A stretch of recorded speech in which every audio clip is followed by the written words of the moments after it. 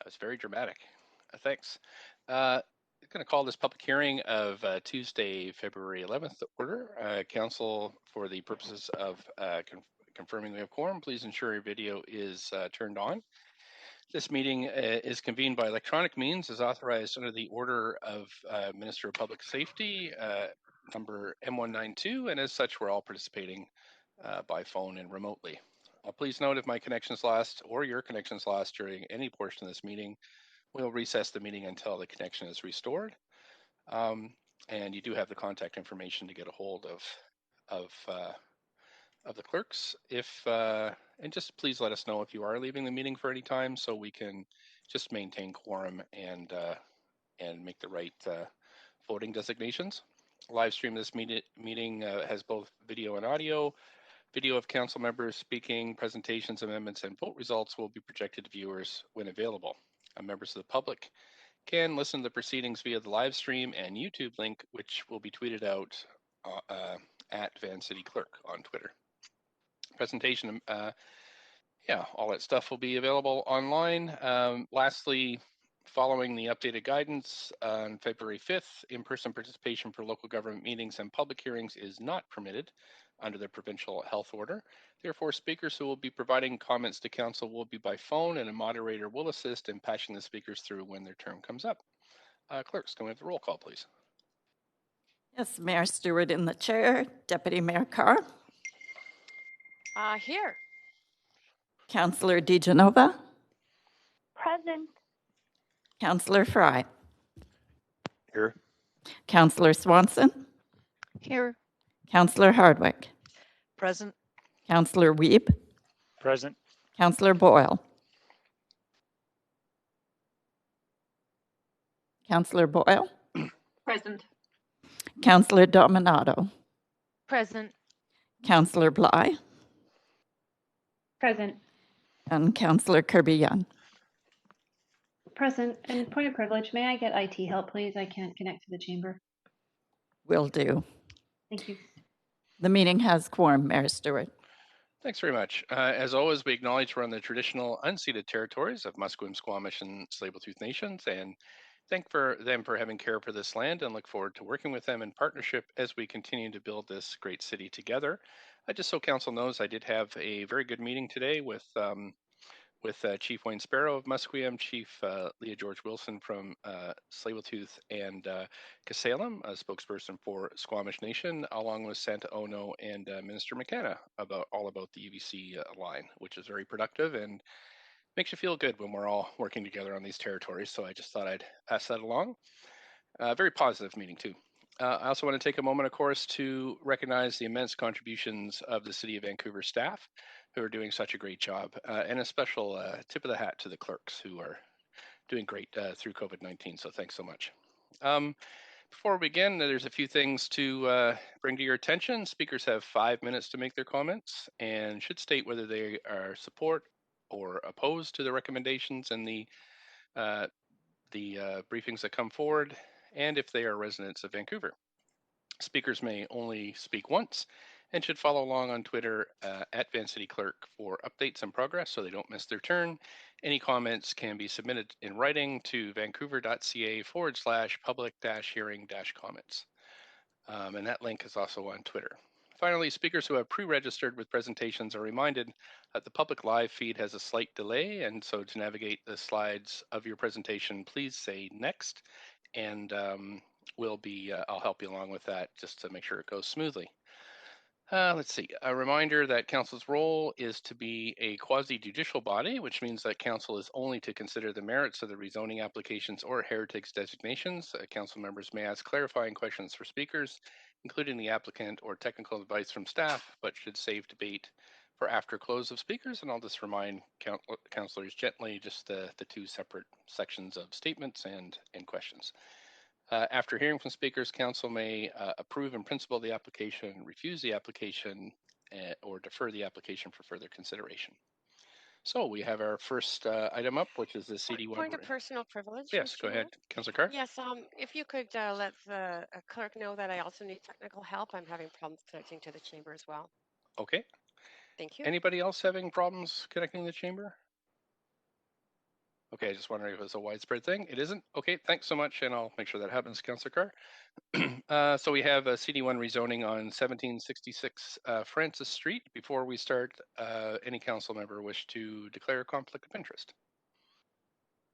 I don't see any, so I'll get the clerk down to read the application and summary of correspondence. This is an application by Macola Development Services to rezone 1766 Francis Street from RM4 Residential District to CD1 Comprehensive Development District to permit the development of a 9-story mixed-use building with 84 social housing units and a childcare facility. A height of 29.28 meters is recommended, and an FSR of 4.06 is proposed. The General Manager of Planning, Urban Design, and Sustainability recommends approval subject to the conditions set out in the summary and recommendation. The following correspondence has been received since referral to public hearing and prior to the close of the speakers list and receipt of public comments. 46 pieces of correspondence in support, 25 pieces of correspondence in opposition, and 5 pieces of correspondence regarding other aspects related to the application.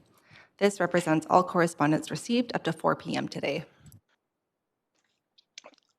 Thanks so much. So if there are any speakers for this item who wish to speak to council, please call toll-free 1-833-353-8610, code 78622 # to get on the list. I'll repeat that number throughout the evening, and it's also available on the live stream and on Twitter. So please feel free to participate. We have Carly Rosenblatt from the Rezoning Center to present an application, and I'm just checking to see if we have speakers. Just 1 second, Council. Is the clerk here, Mayor Stewart? Yes, we do have speakers. We do. We have a lot of speakers. We have 18 for this item, so I guess we should see the presentation.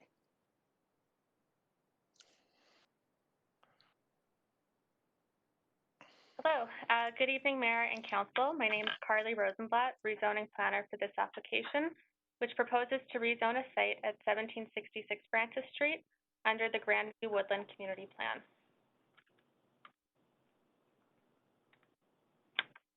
The site is located in Grandview Woodland on the south side of Francis Street, 1 block east of Commercial Drive and 1 lot west of Salisbury Street, shown here in red at the center of the map.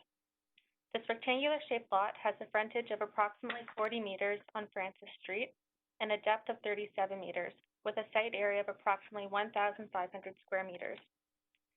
The subject site is currently zoned RM4 and developed as a 4-story residential building that serves low-income Indigenous people. However, the building was damaged by a fire in 2017 and currently sits vacant. The site is bounded by other RM4 zone properties, which permits a maximum of 1.45 FSR and building heights up to 10.7 meters.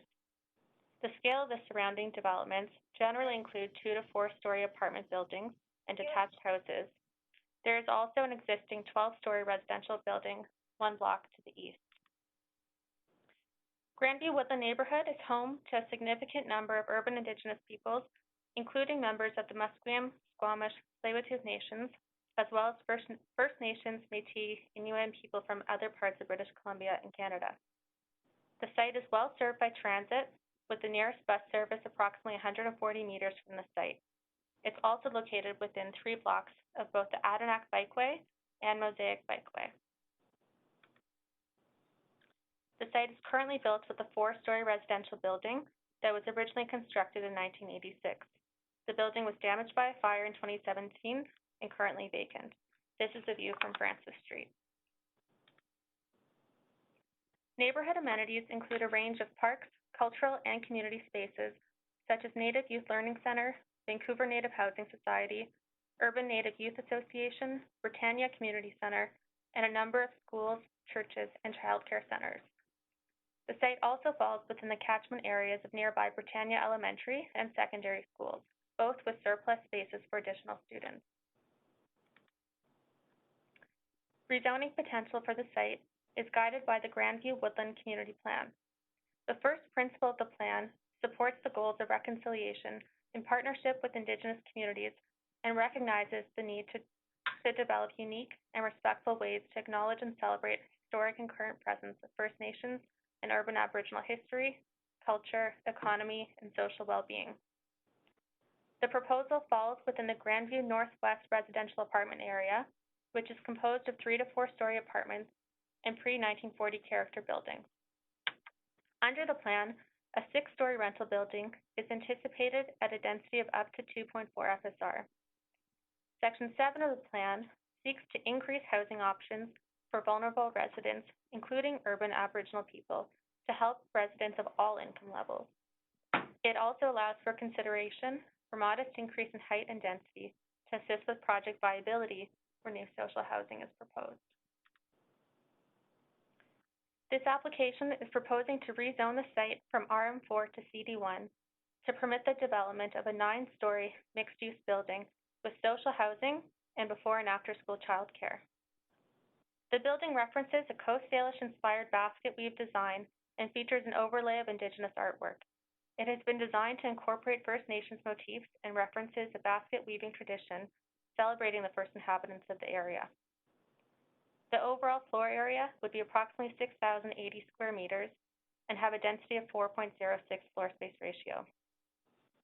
The proposal consists of 84 social housing units with a range of studios to 4-bedroom units and before and after school childcare opportunity in the ground level amenity area. The applicant is also proposing new sustainability innovations with a mass timber construction design and striving to achieve Passive House certification. In addition to providing 84 social housing units, the proposal features multiple common amenity areas, both at grade and on the 7th level. The ground floor amenity area is anticipated to be designed to accommodate a 20-space licensed school-age care program for children aged 5 to 12 for before and after school care. It's intended to be owned and operated by Vancouver Native Housing Society in partnership with a child care provider.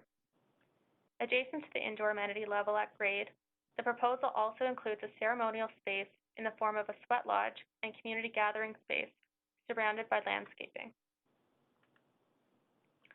As part of the Restart Smart Vancouver initiative in response to COVID-19, this project will contribute to approximately 294 new on-site and off-site construction jobs during the initiative's recovery phase. This project will exceed the city's definition of social housing with a minimum of 32% of the units rented to households with incomes which fall under the BC Housing Income Limits Levels HILLS. This slide shows the BC Housing HILLS maximum income eligibility threshold for 2021 and the associated maximum rent affordable to those households if they are paying 30% of their gross income on housing. These maximum annual household income levels are $55,500 for a 1-bedroom or less and $78,000 for a 3-bedroom unit. By comparison, the CMHC survey of buildings in the east side of Vancouver show that on average, the private apartment average rent on the east side of Vancouver is affordable to household income of $71,840 for a 1-bedroom or less and $104,120 for a 3-bedroom unit. The average private apartment rents require an income approximately 25% higher for a similar unit type compared to the maximum HILLS unit rent. The applicant is seeking to deliver a range of units from studios to 4-bedroom units at deeper levels of affordability should the project be successful in obtaining partner funding. A pre-application open house was waived for this application due to COVID-19.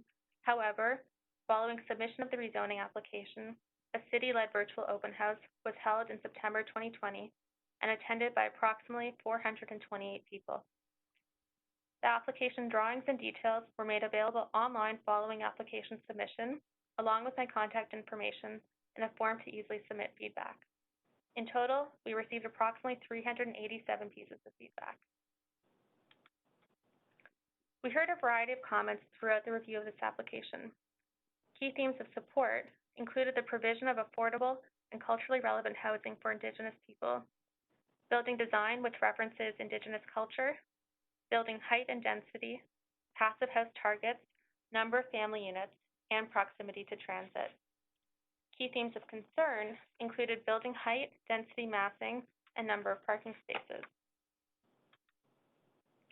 Members of the public raised some concern with the proposed height and density of the building, noting it is out of scale with the existing neighborhood. As seen on this slide, the form of the building includes a primary 6-story base with a secondary 3-story volume that has a smaller floor area and a setback approximately 10 feet from the floors below it. Above the 9th story is a mechanical penthouse to support the passive house building design and achieve a high level of sustainability. To ensure a softer transition into the neighborhood context, the side yard setbacks proposed are approximately double the recommended setback in the community plan, going from 7 feet to 14 and 16 feet. This slide illustrates those differences with the pink dashed line showing what is anticipated under the Grandview Woodland Community Plan, and the solid green line representing what the applicant has proposed. This extensive setback allows for less overlook into adjacent properties, significant landscaping space, and helps ensure more sunlight can be accessed on Francis Street. Appendix B of the report contains conditions ensuring the building setbacks are maintained, landscaping further refined, and privacy concerns are addressed at the development permit stage. While the Grandview Woodland Plan allows for a 6-story building, the extra 3 stories helps the project viability to deliver social housing units. This is another comparison in Plan View showing how the building is set back from the property line in comparison with what is permitted under the community plan. The dashed pink line shows what the building footprint would be under the Grandview Woodland Community Plan, and the solid green line shows the building footprint as proposed by the applicant. These extensive setbacks allow for greater landscaping opportunities, access to sunlight, and allows for increased tree retention. Some neighbors had concerns around the number of parking spaces proposed. The application will meet the city's parking bylaw. The site is well served by public transit, as illustrated in this slide. It is located nearby several bikeways, including the Adirondack Bikeway, and the nearest bus stop is located 140 meters from the site. In summary, staff recommend approval of this application to rezone 1766 Francis Street from RM4 to CD1, subject to the conditions outlined in Appendix B of the report, as it meets the intent of the Grandview Woodland Community Plan with respect to the delivery of social housing and supporting the city's goals of reconciliation. If approved, the application would contribute 84 new social housing units and a childcare space for before and after school care. Before I conclude my presentation, I would also like to note a minor error was made in the report summary, which references the height the applicant applied for of 26.7 meters instead of the height staff recommended, which is 29.28 meters, which includes the height from the base of the building to the top of the rooftop mechanical area. This error is limited just to the report summary section. Staff and the applicant team are available to answer any questions. And as a reminder, there is a memo that was issued for this project, which speaks directly to how the Grandview Woodland Community Plan applies for this site. Thank you. Thanks so much for the presentation. Is the applicant team here to speak? Yes, we're here. Great, thanks. Did you just want to answer questions? Is that the idea? No application? We have a brief presentation. Oh, great. Okay. And Council, just so you know, we have been kind of checking into the rules of the public hearings, and so I'll be asking applicants to turn their videos off. They're not on at this point, just so it doesn't give them any advantage over all the other speakers who have to call in by phone. So if you hear me saying that, that's why. And if I can go to the applicant now, please go ahead with your slide presentation. Great. Thank you, Mayor Stewart. We have an oral presentation. Okay. My name is Katie Fabris from Macola Development Services. We're representing Vancouver Native Housing Society through the development of this project. To begin, I'd like to introduce VNHS's board president, Richard George, to provide some opening remarks.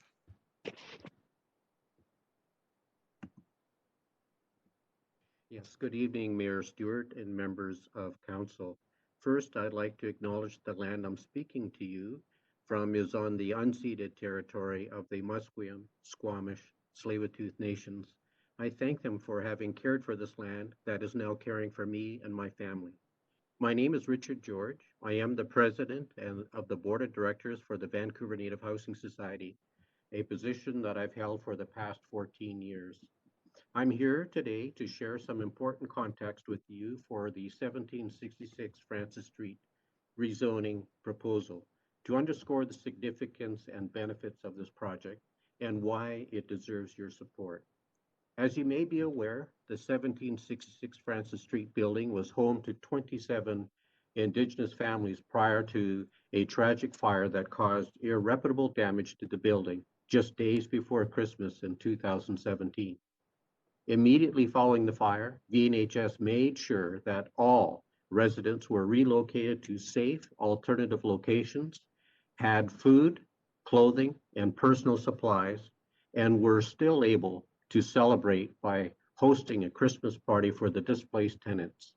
Within a few weeks, VNHS ensured all were in affordable, safe, long-term locations that met their needs. In subsequent months, VNHS considered what would be the best way to turn this tragedy into a good news story.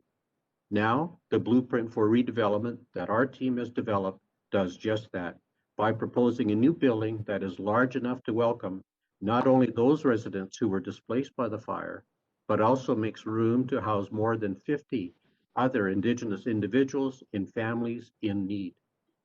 With 100% of the units to be rented at rates geared to low to moderate tenant incomes, this redevelopment will help fill a significant and growing need for affordable rental housing operated by and for Indigenous people, members of our community who continue to bear the brunt of this city's affordable housing crisis.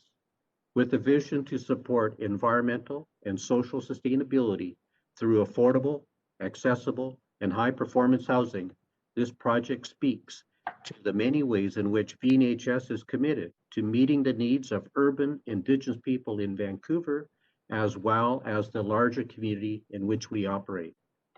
For example, we are pursuing the inclusion of a licensed before and after school care facility to be operated by a provincial leader in Indigenous childcare, the BC Aboriginal Child Care Society, on site, bringing high quality and culturally appropriate support to residents and neighboring families.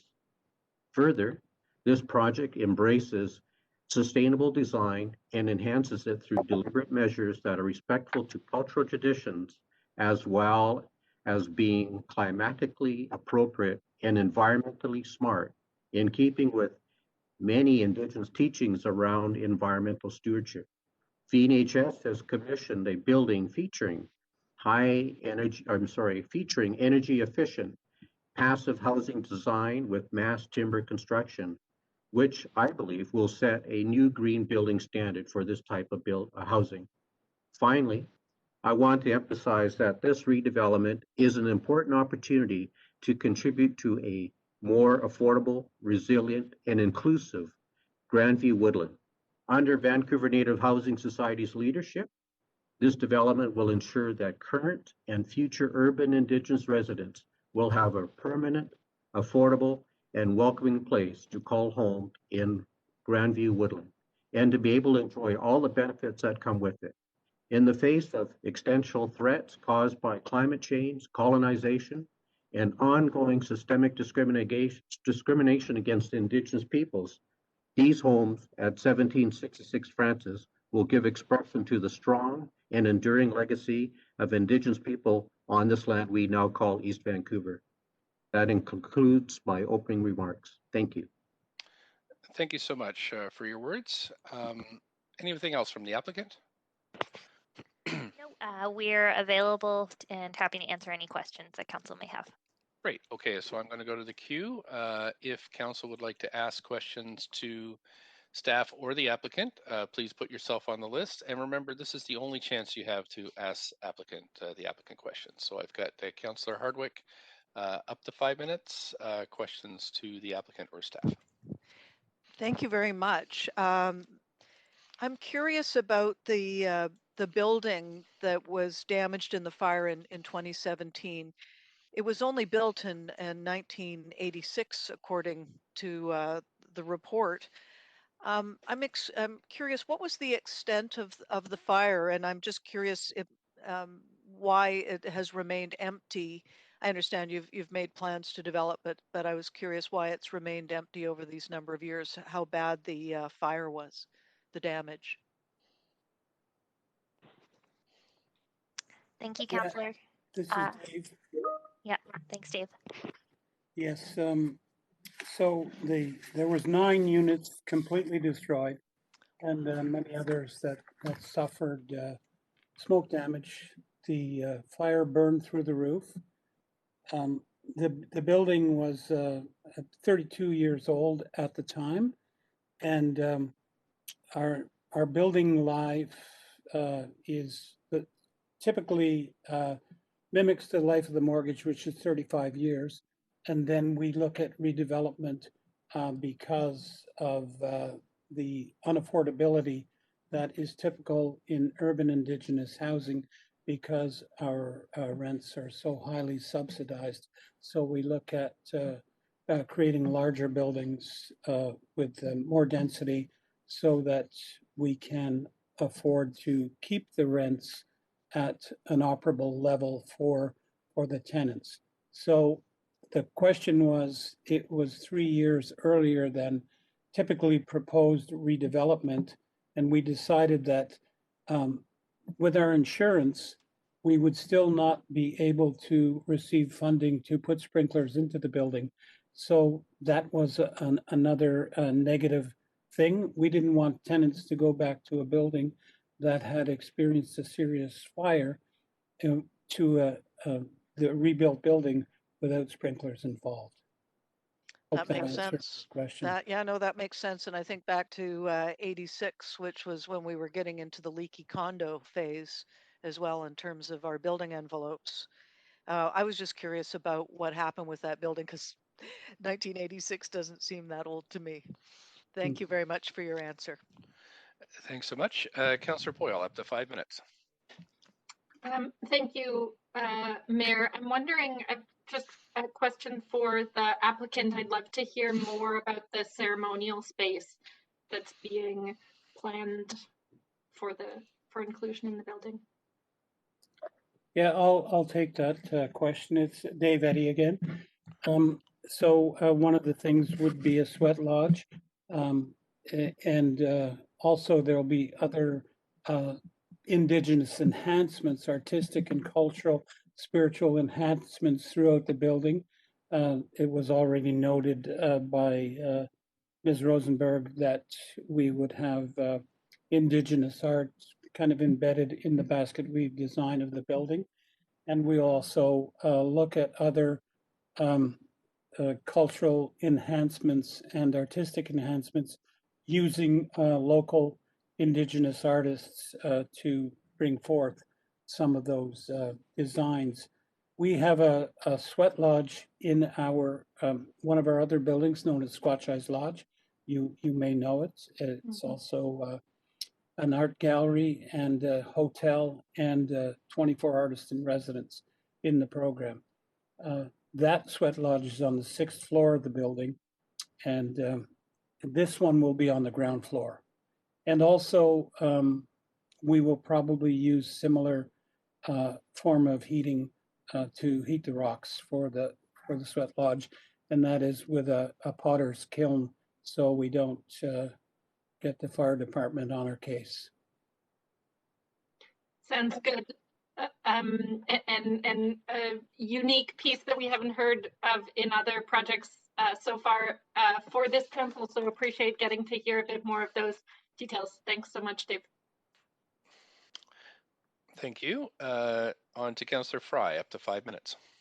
Yeah, thanks, Mayor, and thanks for joining us here. And Dave, nice to hear your voice. I recall that fire and how horrible it was in the outpouring from the community and the fundraisers and the time of year. It was. I'm glad to hear that everybody was housed appropriately, and glad to see you were now working on an exciting new vision for this site. I was wondering, actually, I'm familiar with Macola Developments, quite familiar, and I was hoping maybe, and I think it's a pretty compelling story about who Macola is, and I was hoping maybe Macola could just share a little bit about the company, because I think it's germane to this. Sure, thank you. So Macola Development Services is a development services nonprofit society. We are affiliated closely with Macola Housing Society, who's been a nonprofit operator in the province of housing for many years. And we started as a group who developed our own housing for Macola Housing Society and saw a need for working with other societies and Indigenous groups across the province. And so we began doing development services consulting as a result of that. As a nonprofit, we are able to reinvest our profits into other housing projects that are affordable across the province. Thanks for indulging me, Ms. Fabris. I thought that was important to highlight because I know that you guys come at this work with a very Indigenous lens and very sort of placemaking and place-based, and I think that's really important for this project. I'm wondering about the decision to go with Passive House on this project. Are there specific benefits that you're contemplating from having this project as a Passive House? Sure, I can answer that, and then Akeem and Amala from GBL Architects can fill in any gaps. One of the key components of pursuing the Passive House and the mass timber was to look at some of that Indigenous value of ensuring that we were respecting the environment and building a socially conscious building. As a nonprofit operator, keeping operating costs down is a really important component.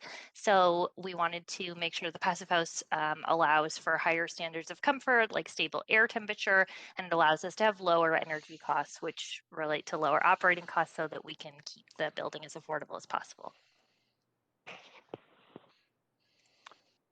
Awesome. And I guess lastly, the application mentions seeking senior funding. Perhaps this is a question for Mr. Eddy. What kind of funding are you hoping to secure and from whom, and what options are available to support Indigenous housing for these at the site? We are looking to BC Housing and the Indigenous Housing Fund, which is quite a generous fund in relation to others, and it would allow us 200K a unit in funding, and we look to other folks too, like FCM, Federation of Canadian Municipalities, especially through the environmental portion of the funding, as they do support that, and then also we'll be looking to other sources, maybe the Ministry of Children and Families for some help with the childcare before and after school center. And so we feel like with the combination of this funding and some others, we will go to different areas for funding for cultural and artistic enhancements. So we feel like a full package of funding is available in this greatly needed housing.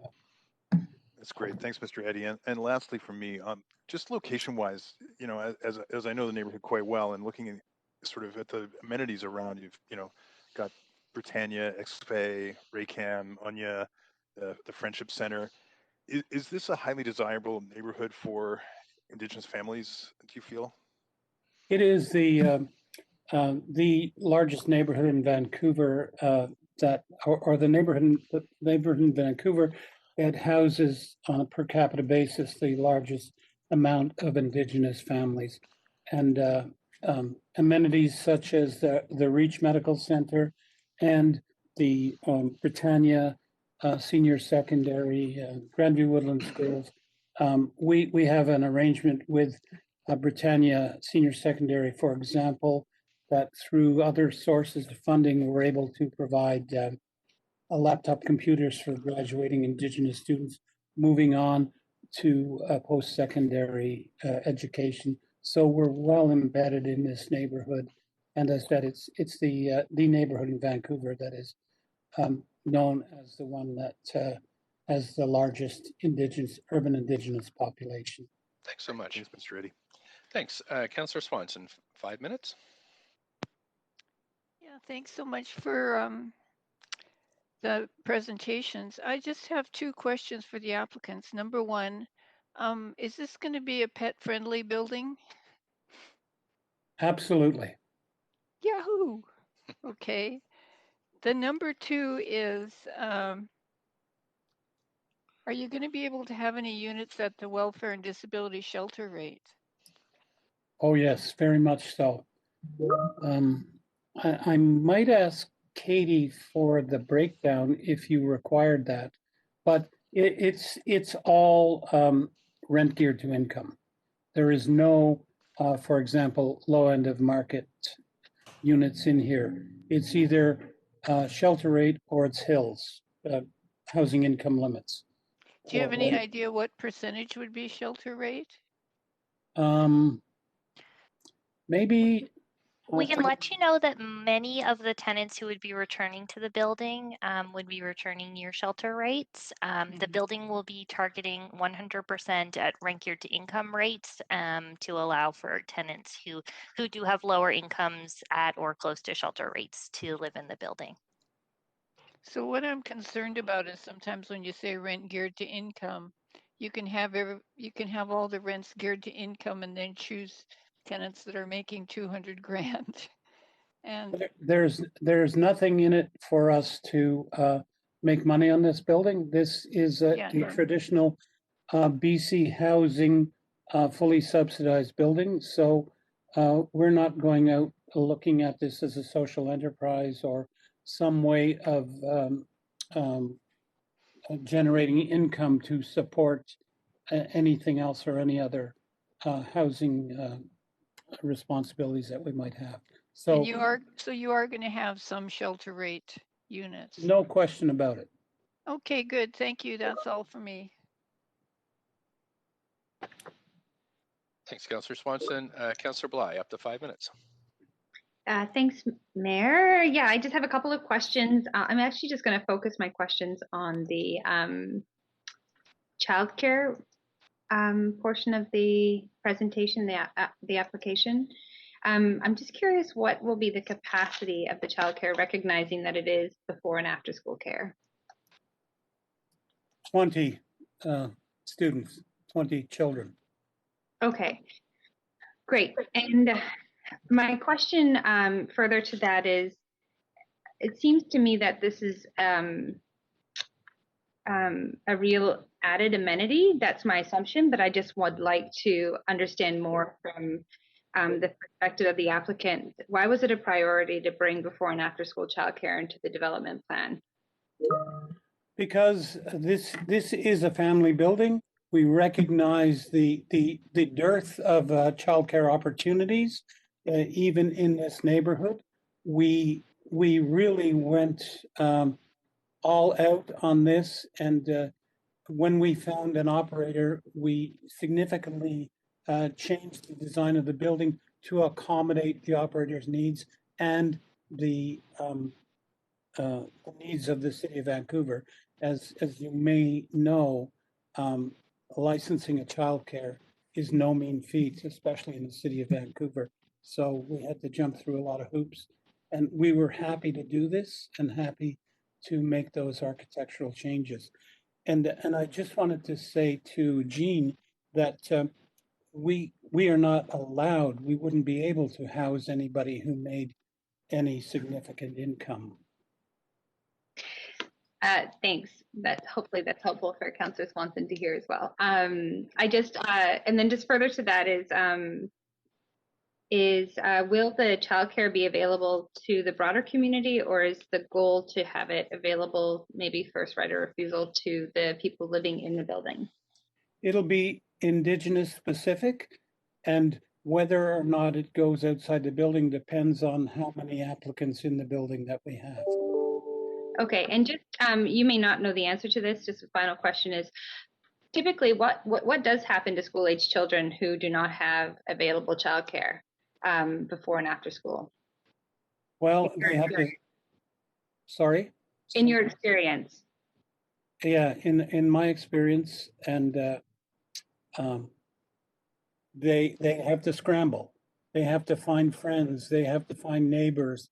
and they're very often really, it's very hard on the pocketbook, as we know, not only in BC but throughout the country.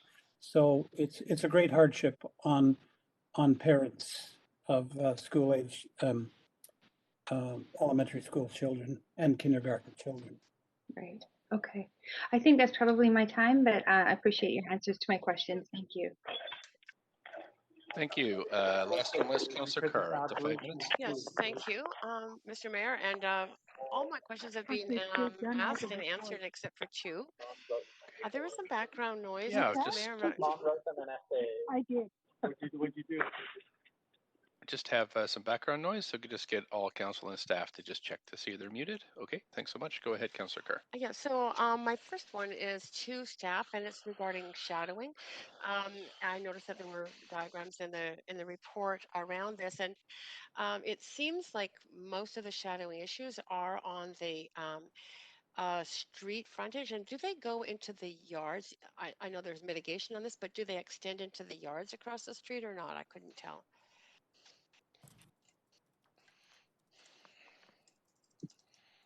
Yes, this is Pat Chan, speaking development planner. Yes, they will extend into part of the yards across the street, across Francis Street. But the intent is how we weigh the hierarchy of shadowing and with city staff. It's first of all, it's public realm like parks, and then there's sidewalk, the second tier, and then it's private property. So in this case, we recognize that shadowing both the sidewalk as well as people's yards. But in order to sort of minimize the impact of shadow, we've carved the 7th, 8th, and 9th floors back quite a bit in the front on the Francis Street elevation in order to sort of shorten the shadows a little bit as it casts north. And the building, as Kali has shown just now, tucks in on both sides. And the 7th, 8th, 9th floors tucks in even more, set back even more on the east and west side of it to sort of make the shadows less wide. And so a bit more of the public sidewalks would be sort of sunlit. Right. Okay. So And for the shadowing, is it less into the yards across the street? Is it less so in the summer than in the winter? It will be less in the summer than it would be in the winter. Yeah. So you know, in the summertime, I know that this is an equinox. So is it in the summer? Would it extend into the yards or no? In the summer, it will likely stay off the yards itself. Right. Okay. Okay. Good to know. And to the applicant, I appreciate all the questions asked about the housing. Those were on my list to ask too. But I'm interested also about the landscaping and the fact that there is more space for landscaping, as was noted in the report. A fair number of trees are going to have to come down. Can you just perhaps describe for me the type of landscaping that is being proposed here? Are there gardens, including food gardens, or is it trees mostly? I'm just curious about that, especially as food assets are increasingly important within our city and the world. Thanks for that, Councillor. I'm going to see, we don't have our landscape architect on the line, but we do have our architects, Amala and Akeem, if you want to comment on that.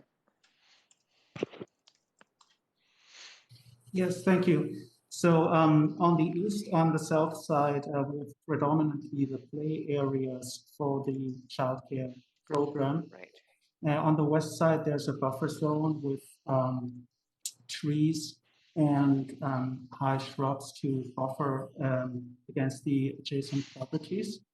And on the north side, there will be private patios with street access. In general, the theme for the landscaping is to support a gardening program where tenants could grow their own food and also to grow traditional indigenous medicines and plants that could be used in ceremony.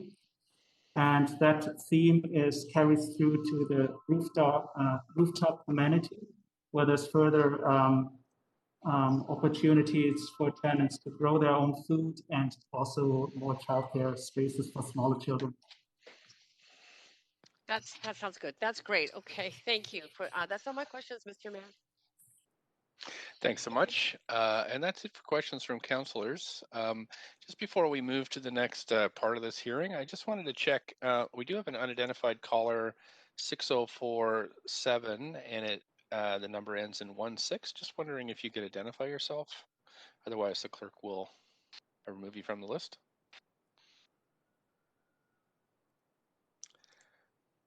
I think you're currently on mute. Okay, clerks, I don't have a response there, so you might just remove that person, and then if they can call back in. Great. Thanks so much. And okay, council, now we're moving on to, sorry, just get my screens lined up here. We're just moving on to the public now. We have a number of speakers on the line to provide comments on this item. The code to call in is 1-833-353-8610, participant code 78622 hashtag. And we're going to move to speaker one. If I can just pull this up here. We have Alexandra Kenderka. Alexandra Kenderka on the line.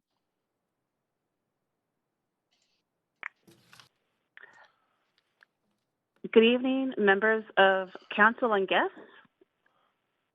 Hi there, we can hear you. Please go ahead. Yes, you can. We can hear you. Go ahead. Yep. As mentioned, my name is Alexandra Kenderka, and I've been a resident of the city of Vancouver for over 25 years, starting as part of the rental community, and then the past 10 years as a homeowner. Currently, I'm living on Adenac Street at a distance of 350 meters from 1766 Francis Street. The purpose of my speaking today is to show opposition. However, reluctantly, as I'm not opposed to the changing of the rezoning, but want to request the council to reject the building as proposed height of 9 stories. As mentioned previously, the mechanical is on the roof of the building, which adds the total height of 96 feet. Currently, the existing building is 35 feet, and this is an increase of 63%, which is not a modest increase in height and density as outlined in the summary and neighborhood plan. Neighborhood context is what is being taken away by allowing a building of this height in this location. On page 33 of the summary, the community plan, item 5, calls to allow buildings up to 6 stories to provide secured rental housing while protecting the character streetscapes. The location at Francis Street is mid-street and flanked by buildings ranging from 2 to 4 stories high, the majority built in the mid to late 80s and not to be replaced probably anytime soon. There are numerous examples of rental and social housing buildings outside of the downtown east side, which has either been approved or the city of Vancouver is reviewing their development application. Only one is over 6 stories, and it is on the 1900 block of East Hastings, and at 8 stories, falls within the community plan's recommendation. To note, the community plan recommends no greater than 4 stories as you head east along Hastings Street. There are no fewer than 10 approved or in development applications in place for non-market rental housing locations in East Vancouver that are 6 stories or less. There's 2 on Renfrew Street, 2603 and 2655, 2543 and 2583 Renfrew Street, 815 Commercial Drive, 1303 Kingsway, which is again by the same architects GBL, 4902 James Street, Little Mountain is 6 stories, 1535 and 1557 Grant Street is 5 stories, 2924 Venable Street has 2 rental buildings, 6 stories each, and 835 East Hastings is 4 floors.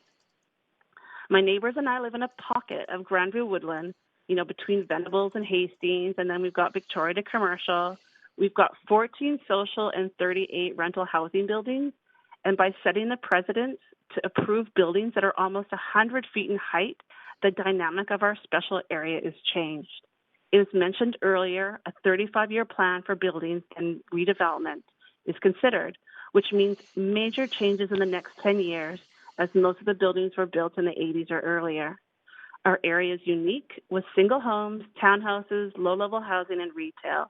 6 floors is well within the community plan to keep the neighborhood context while adding the homes much needed for our community.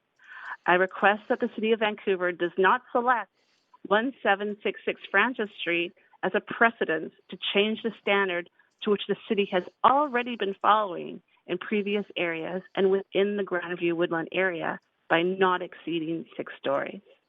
This concludes my comments. Thank you very much for your time. Thank you. I don't see any questions on the queue for you, so I'm going to thank you for participating and move to the next speaker.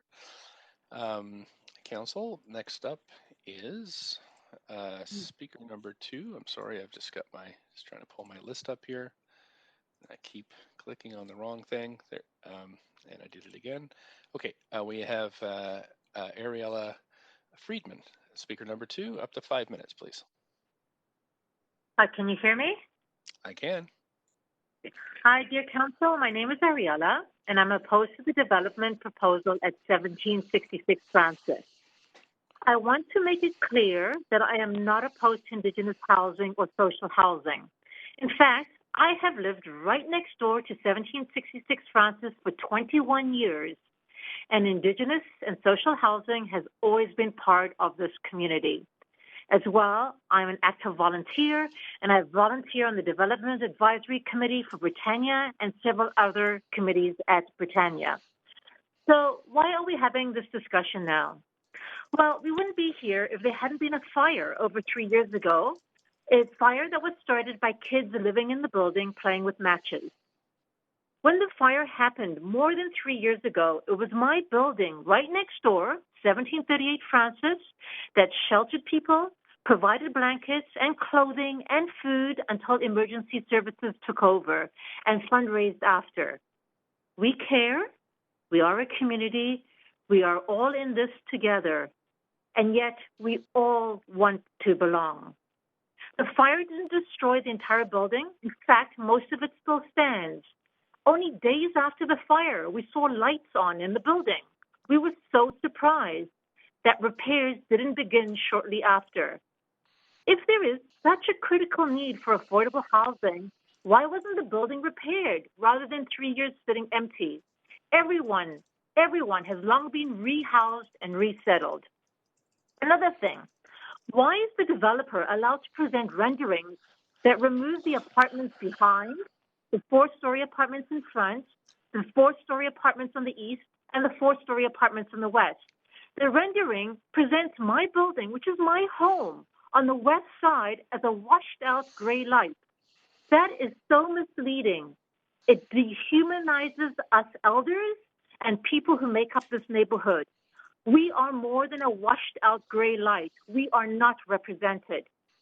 Basically, there is the length of a large car separating our buildings to the fence line. Please picture that, a car, the length of a car. That's all. There are no large-scale green zones to prevent catastrophic spread from an oversized 9-story building on fire. And I shudder to think what would happen with an earthquake.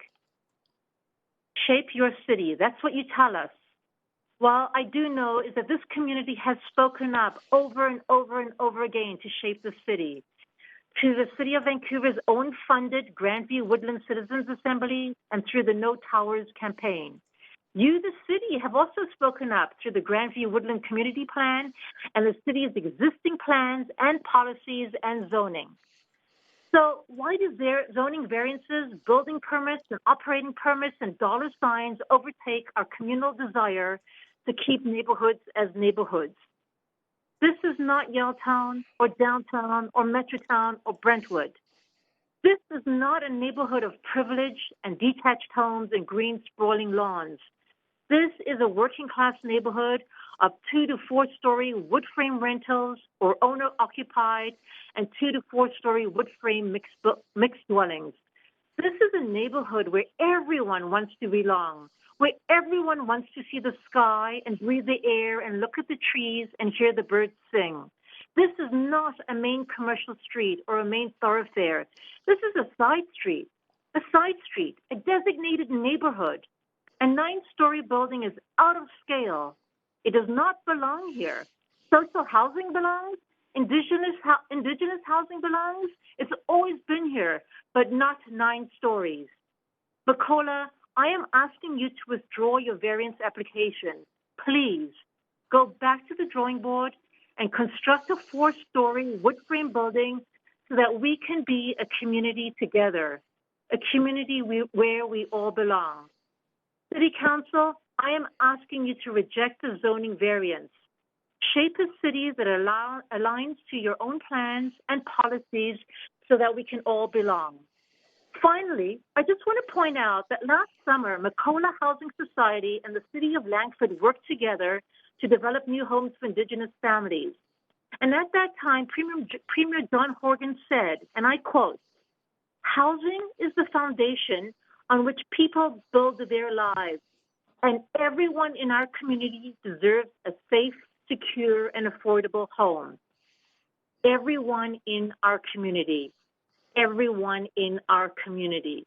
We are all the community. We are all 2 to 4 stories. Thank you. A 4 to 6 story building belongs.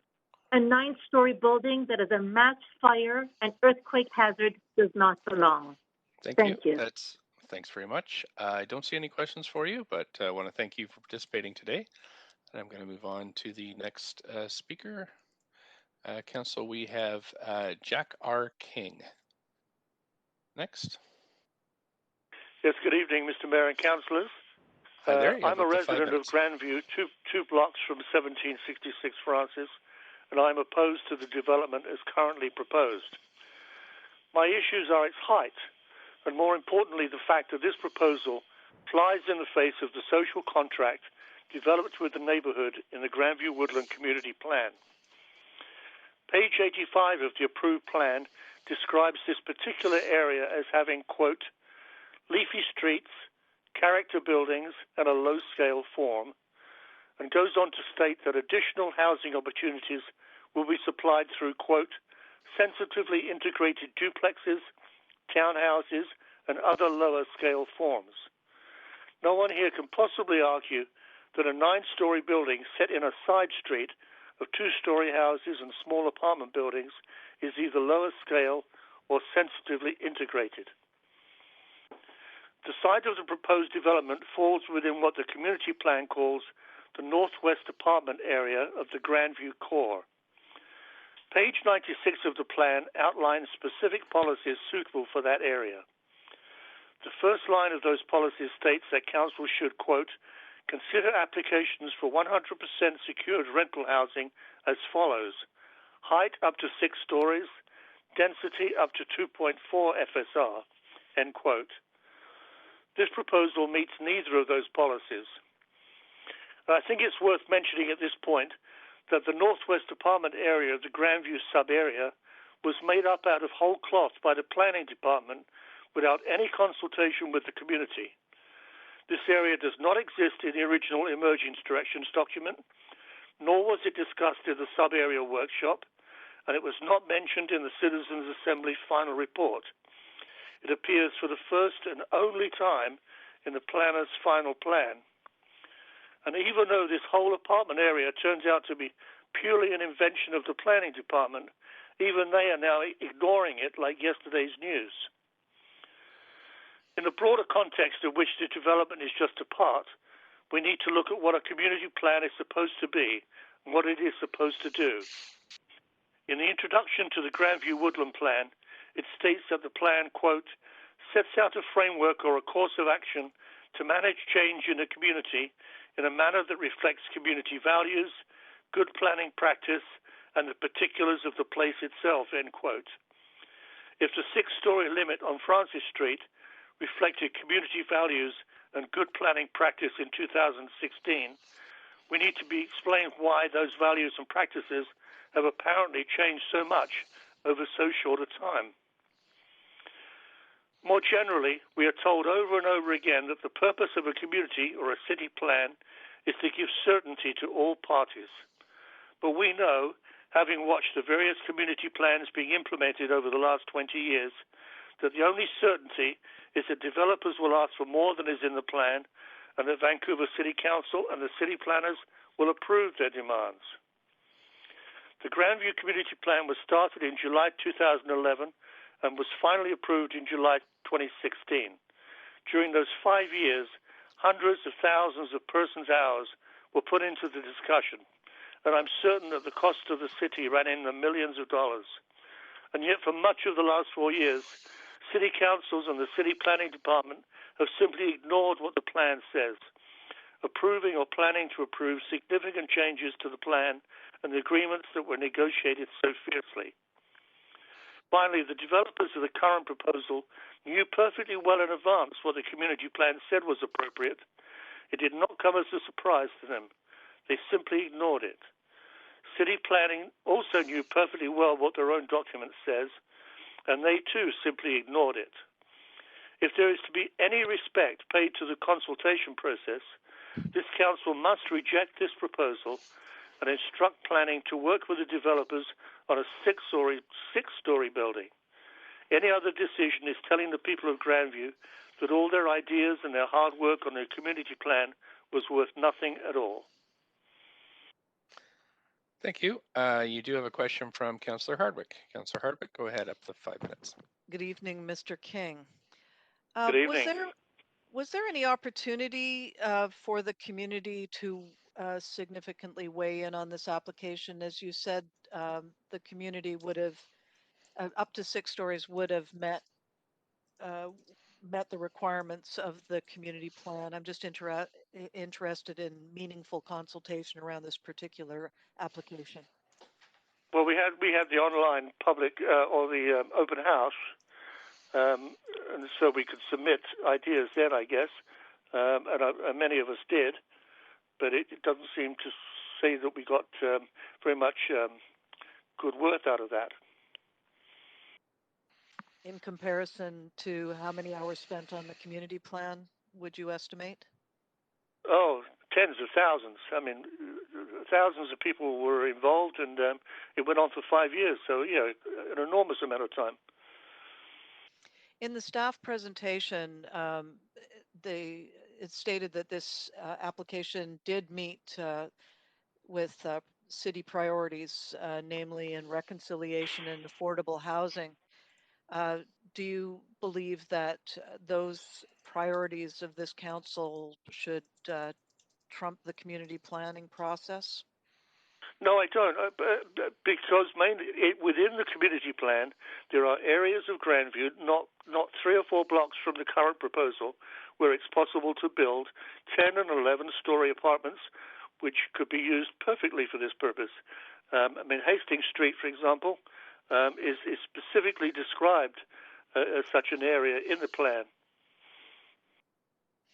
But this land is specifically owned by the proponent, and who are clearly looking to maximize the site coverage and number of units. I understand that, but I believe that they can certainly get a lot of units in 6 stories. If you could, I mean, the respect for the consultation process is something that you know, I've spoken extensively about my concerns about the lack of trust that this approach is bringing to the community. Is there another way forward? Is there a path that would make the community happy, that you believe would give really what I heard from quite a very good presentation and words from the applicant is really about being able to give the most to this segment of the community. Is there a path forward that you can see? Well, there is, and I had earlier suggested in correspondence looking at the use of 1680 East Hastings, for example. I understand that there are covenants on that property for use by UNYA, but I can't imagine there should be any difficulty with UNYA and Vancouver Native Housing working together to build something like an 11 or 12-story building there that could have all the facilities that are necessary, and that would meet the terms of the community plan. You spoke about the social contract with the city. I'm interested in trying to find a path between that social contract and respect for the consultation process.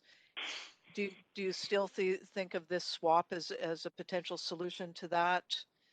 And do you have any parting words on the impact of to the social contract with the city, between the community and the city? I do think that it would be a very worthwhile exercise for planning to get together with Vancouver Native Housing Society and ANYA to discuss the possibility of building this proposal on 1680 East Hastings. I think that would be well worthwhile. I think we have had over the years many problems with respect to the community plan, and this is just the next black eye that we see, unfortunately. Well, thank you very much for answering my questions today. Thank you. Thank you so much. There's no other questions for you, sir, so I appreciate you calling in today to participate. And we're going to move to our next speaker, who is Stephen Boas. Oh, Mayor and Council, could I have my slides up, please? I've sent them in to the clerk previously. Okay, I'll just see. The clerk's going to pull those up. Yes, and I've also circulated to all of council so you have a higher quality view of the slides. Thank you. And we'll just waiting for the public view to come up here. I don't see them yet up on screen, so I'll just wait for the clerks to get those, and then I'll start your timer. It is the clerk here, Mayor Stewart, and it should be coming up now. I see it. Okay, go ahead, Mr. Boas. Okay, thank you, Mayor and Council. My name's Stephen Boas. I live in Grandview Woodland. I'm a renter in the RM4 zone. I'm about 9 blocks away. And I'm really concerned about the entire public planning process. On the cover slide, you actually see a photograph of the final Citizens Assembly public roundtable, and I was part of that. And I would just say, let's imagine we wound back time and the rezoning planner said what she said to this crowd, how well it would have been taken. Just that as an exercise. Okay, next slide, please. So that's actually a photograph of a slide presented at the CA roundtable showing the planning schedule. And the draft plan was supposed to come out in fall and winter. We heard nothing for 11 months until June of 2016. Next slide, slide 3. I'm looking at the snapshot of the rezoning page from last night, and I just noticed that there's a memo that was posted sometime during the day by Gail Kelly that's dated on February the 5th. And the memo will form a part of the February 11th, 2021 public hearing agenda package and be available for public viewing. It's a little bit late to post this, but I will address this memo because I think it's got a faulty line of reasoning about how this community plan, it's actually not in line with what the Citizens Assembly wanted. Next slide, please. This is a photograph of the Citizens Assembly. You can see a large number of people who've worked on it. And I would want to thank Councillor Carr's leadership on this role to actually put a stop to the original emerging directions and then help form the Citizens Assembly. Next slide. We tried to get FOIs of draft plan updates when we saw that the information not being released by planning was done in secret until June of 2016, and a month later in July, the Vision majority passed this plan. There was a referral motion that was defeated, and staff essentially went against key recommendations by the Citizens Assembly. And really, this is not a community plan. It's a staff plan imposed on Grandview Woodland. We might as well call it the Vision Vancouver plan or the Andrew Pass plan or whatever. Next slide, please. You can see, as Mr. King mentioned, I agree with everything he said, that there was no Northwest residential apartment zone. You can see the draft in the CEA final report and what came in 2016, right before it was rubber stamped by Vision. Next slide. In the Citizens Assembly final report, in this area of Grandview, it actually said in 13.12, to maintain the neighborhood character and preserve heritage assets, we recommend that the city keep the current zoning. So I don't know what part of the city keep the current zoning that planning did not understand when they made the community plan. Next slide, please. They have this trace document, and the trace document actually is the planning department grading itself on how well it did the plan, and they're now in no position to do that. And I'll just show you that in this section, 13.12 that I just quoted, they say that it was incorporated with modifications. Well, how is adding an apartment, Northwest apartment zone, incorporated with modifications, keeping the current zoning. It's not. So this trace document is not a accurate document to evaluate the plan, and it should be done by someone else. And also the 4-story zone in other parts of the document on East Broadway and so on, like the trace document is inaccurate. Next slide. And actually, what you need is a trace document such as a community survey. This is actually a good trace document written by Jack King, 288-page book. Next slide. City zone policies spoke about 6 stories. This is a blockbuster. Next slide. City staff are saying that Grandview Woodland has grown by 30 people since the 2016 census. Well, we know that's certainly not true because it grew by 1,870 people in the last census cycle. Next slide. You can see 27 new rental units on Victoria Drive that were completed, and I can just go on and on through the community. Next slide. Some other options on Victoria Drive. Next slide. That's the scale of Francis Street with a normal lens. Next slide. You can see a LiDAR cloud, and that's actually the massing model that I made of the proposal over the city's own LiDAR cloud. And you can see how much bigger it is than what's there. Next slide. That's LiDAR cloud without, with the existing site. Next slide. LiDAR cloud and the massing model. Just 15 Next seconds. slide. And that's how big it is. So, next slide. You can see the context there. Next slide. You can see how big, how many developments are coming online. And if we can just go back 2 slides. We're just at the 5 minutes, but you do have a question from Councillor Hardwick.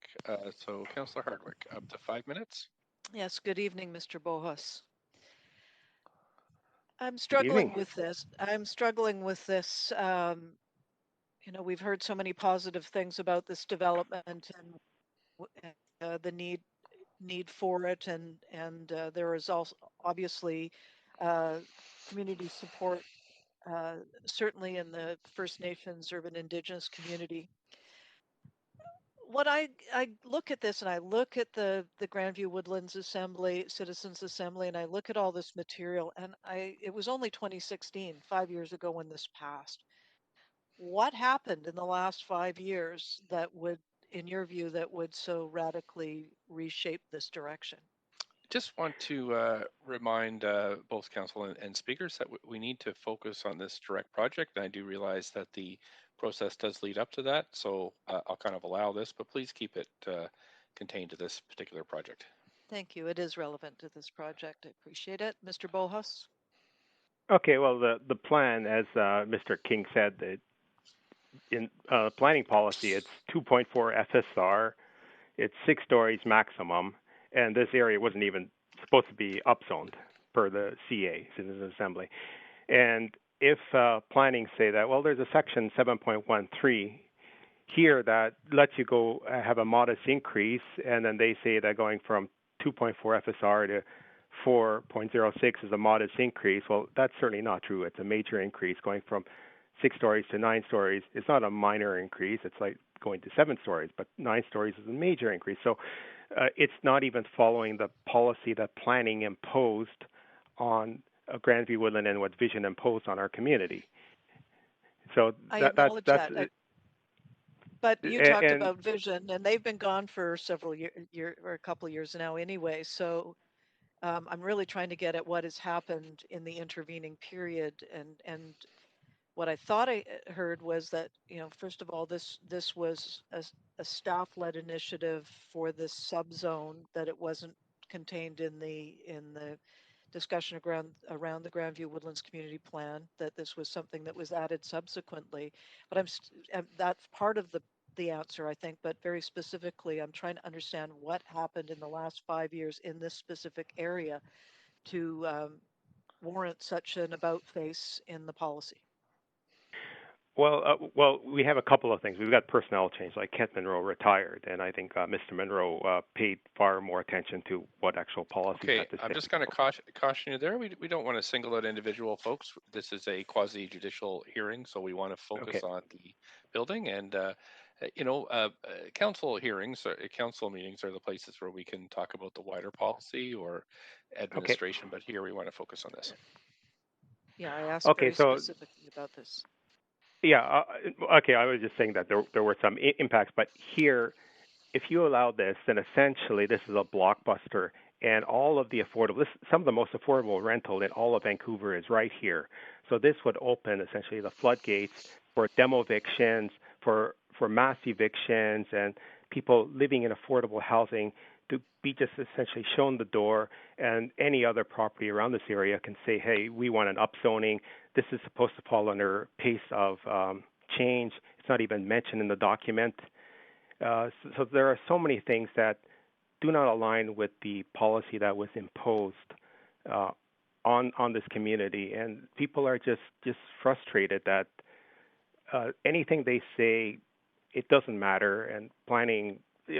I'm just used to some different level of accountability in the private sector. So I think what I heard there was that there was staff turnover and loss of institutional memory, perhaps, in the last 5 years that was maybe a factor in this. Well, yeah, and I heard what the mayor had to say, but I will point out that the rezoning planner did not work on the Grandview Woodland Community Plan, so there is a loss of institutional memory on this project in terms of the overall context. And finally, and I'm going to run out of time, this is not a market rental or condo building. And so when you talk about blockbusting, it's not in terms of tenure, it's really in terms of height and massing. 15 seconds. Yeah, exactly, and the 4 FSR is just a precedent that on a side street like this in the most affordable rental area in Vancouver would just be a disaster. Okay, thank you very much. Okay, thanks so much. We're on to our next speaker. Sorry, I'm just pulling my list up here. Next speaker is John First. Thank you, Mayor. Am I unmuted now? Yes, you are. Please go ahead, up to 5 minutes. Oh, wonderful. My name is John First. I am a resident of Grandview Woodland. I've lived here for 25 years now. I am strongly in support of this project. To answer Councilor Hardwick, if I could, what has changed for me in the last 5 years is evident when I drive downtown or drive to Stanley Park or I drive to the west side, and that's what I see in Strathcona Park. The need for social housing has always been great in this city, but it has become more and more evident in the last year. And this project does a wonderful job in bringing 84 units of social housing to the city. I actually find the building height and massing appropriate for Francis Street. We've seen a number of pictures and a number of descriptions of Francis Street. None of us have shown that 1 block away and across the street, there is now a 12-story condo building. And that building has been there for a number of years. So this 9-story building actually fits very well into Francis Street. Furthermore, I give the architects great credit for taking those top 3 stories, moving them back from the front of the building so that from many perspectives, those top 3 stories may not even be seen as you walk down the street. So I think that the excess of 3 stories that over the Grandview Woodland plan has been handled very sensitively and very well. Francis Street is also one of the wider streets in Grandview Woodland. I know on my street, which barely 1 car can go through, a building of this size wouldn't fit as well as it does fit on Francis Street. Lastly, let me just say that the building is quite pretty. And I think it would actually stand out in our neighborhood as a well-designed and a good-looking addition to the neighborhood. So I strongly support it, both for the social housing that it brings to the city and for the look that it will give to our neighborhood. Thank you. Thank you so much. There are no questions for you, and just very much appreciate you phoning in this evening to share your thoughts. We're going to move to the next speaker, who's Nathan Hawkins. Speaker number 7, Nathan Hawkins. Hello, good evening, Council. Thanks for the opportunity to speak. My name is Nathan. I was born in Vancouver, still live here, and I am a renter. I'm 27 years old, and I expect to be renting for at least another decade, if not longer. And I am speaking strongly in support of this project. I think this sort of reasonable height, only 9-story density, is exactly the kind of density that Vancouver should be adding. I think the exterior design is quite beautiful and will complement the neighborhood. I think the height makes perfect sense considering it's less than 1 block. It's on the block right beside Commercial Drive. And I think this sort of density should be extending into the residential areas and not only be clustered along the main commercial streets, because that makes these areas much more walkable, much more safer for bikers. And the last point I wanted to make is I'm kind of disappointed by the other feedback that I've been hearing from other people who called in, saying that, oh, this project could be okay if it was only 6 stories high, is in effect saying, oh, this is okay if we have, 60 more people in the neighborhood, but 84, that's too many. 1/3 of these people can't live here. 1/3 of these people have to live somewhere else. And I want to point out how exclusionary that is. It's just not fair. It's not a dignified way to treat other people. There's so many people across BC, across the city, across the country that want to come live in this fantastic city, Vancouver, and I think we should be making more space for them. If that means adding 6 more stories to a building, let's do it. If it means adding 20 more stories, let's do it. But it just doesn't make sense to me why people are so stuck up on the difference between 6 stories versus 9 stories. And I also want to say that building 3 more stories, allowing 24 more people to live in this building, means you can bring down the cost of housing for each of those units, say maybe $100 a month. Well, $100 a month may not seem like a lot to a landowner who's been living in the area for 30 years, but $100 a month to somebody who, is working paycheck to paycheck, that's huge.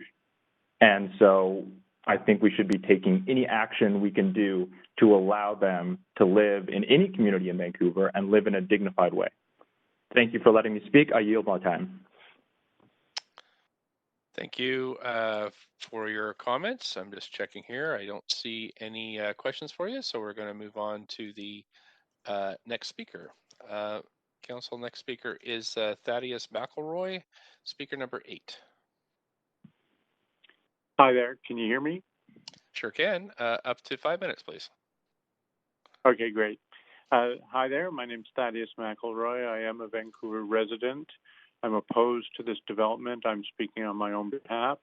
I do thank you for affording me an opportunity to share these remarks with you. I think you folks are all very brave to spend your Thursday evening with these kinds of things, which is no doubt your job, but my goodness, it is quite a process. My theme for my brief remarks will be strictly on the notion of what are the alternatives to the height. From my point of view, is there any doubt within Vancouver's Indigenous community that there is a need for additional housing? No, there is no doubt whatsoever. Is there any doubt that this project has been carefully planned and designed, thought through in so many ways? No doubt. I'm so impressed by the planning documents and all of the issues that are discussed within those. Does the design look like anything other than gorgeous? It's a model design, absolutely. I would love to see this building built. But of course, the concern comes back to the neighborhood. I've been renting in a rent-controlled apartment at 1816 Francis Street, which is a short block away from the proposed development. I've been here for over a decade. This year I turned 65 years old. I love living in East Vancouver. I can honestly say it's the finest place, the best place I've ever lived, and that encompasses 4 cities in 3 different countries. I think the neighborhood is a rare treasure. I wonder, for the folks that are here tonight on council, how many of you have recently visited our neighborhood? Of course, you're familiar with it. Of course, you've been around here in the past.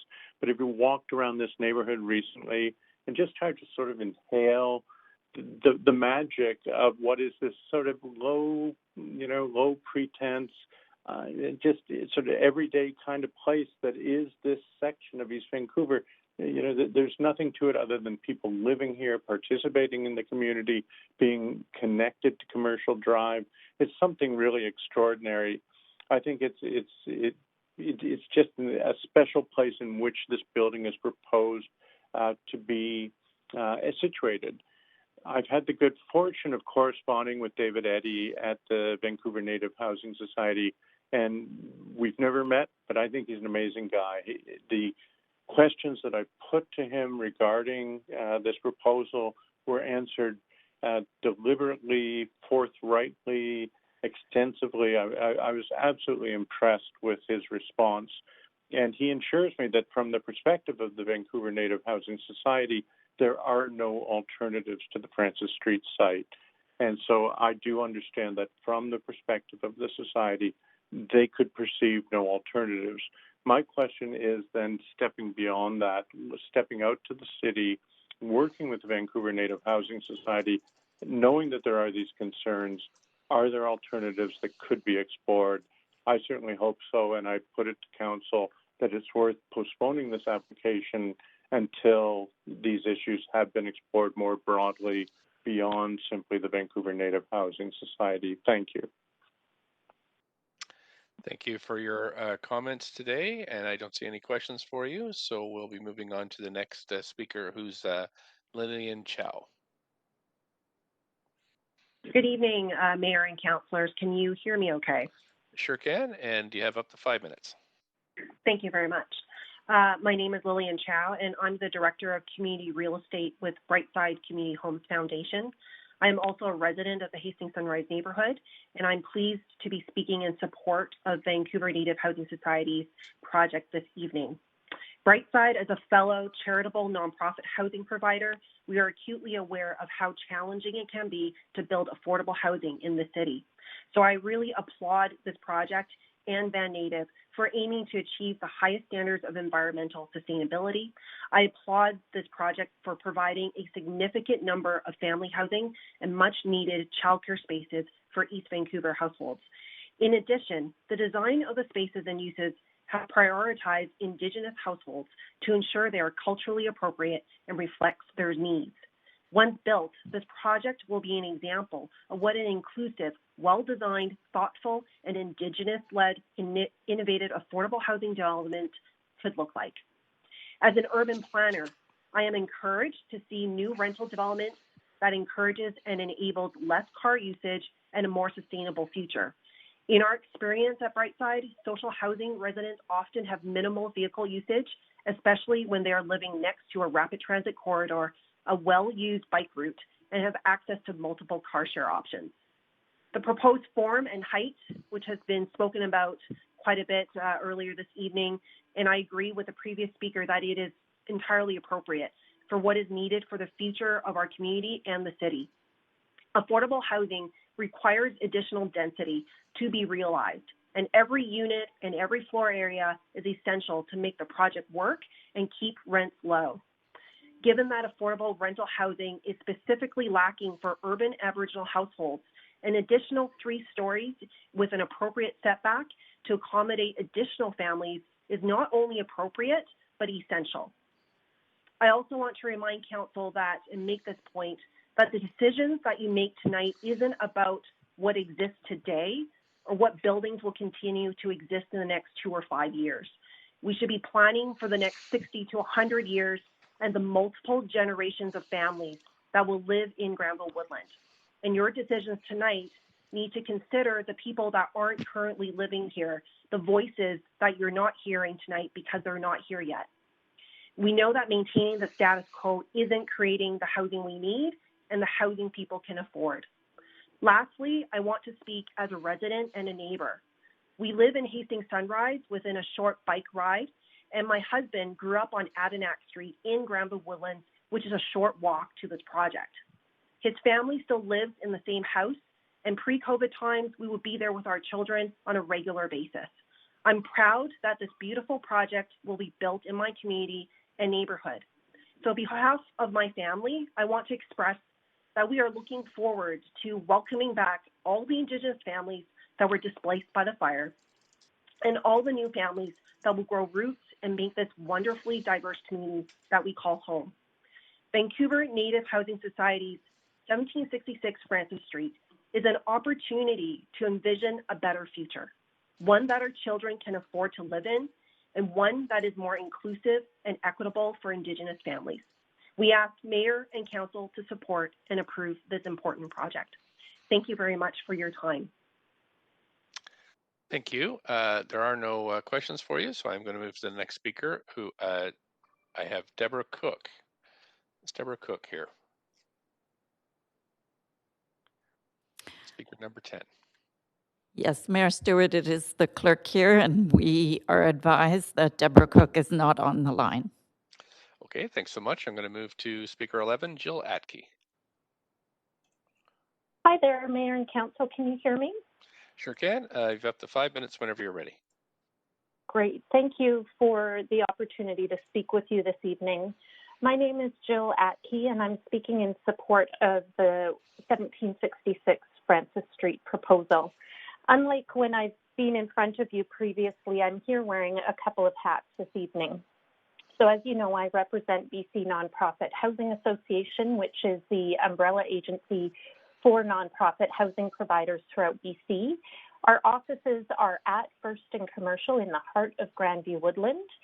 And I also live at the intersection of Grandview Woodland, Hastings Sunrise, and Renfrew Heights. I know the community where this proposed project fits very well. I spend lots and lots of time in that area, and I look forward to welcoming current and future neighbors into the community. So I'll just start with a bit of background that I think will help explain the importance of this project in Grandview Woodland.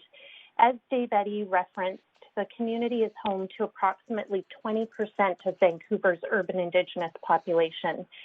And it's a population that is young and growing. 1 in 5 of the 2,200 Indigenous residents in Vancouver Woodland is under the age of 14 years old. 5 years ago, Metro Vancouver's Aboriginal Executive Council developed an affordable housing plan and set a target of a minimum of 1,500 new culturally appropriate and affordable homes for Indigenous peoples in the region. To date, we have not seen anywhere close to these numbers of developments move forward. And in light of the continued housing insecurity in our community as a whole, but in particular in the Indigenous community, it is important to not lose sight of these targets when considering new developments. And I'd say that's why these 84 homes are so important.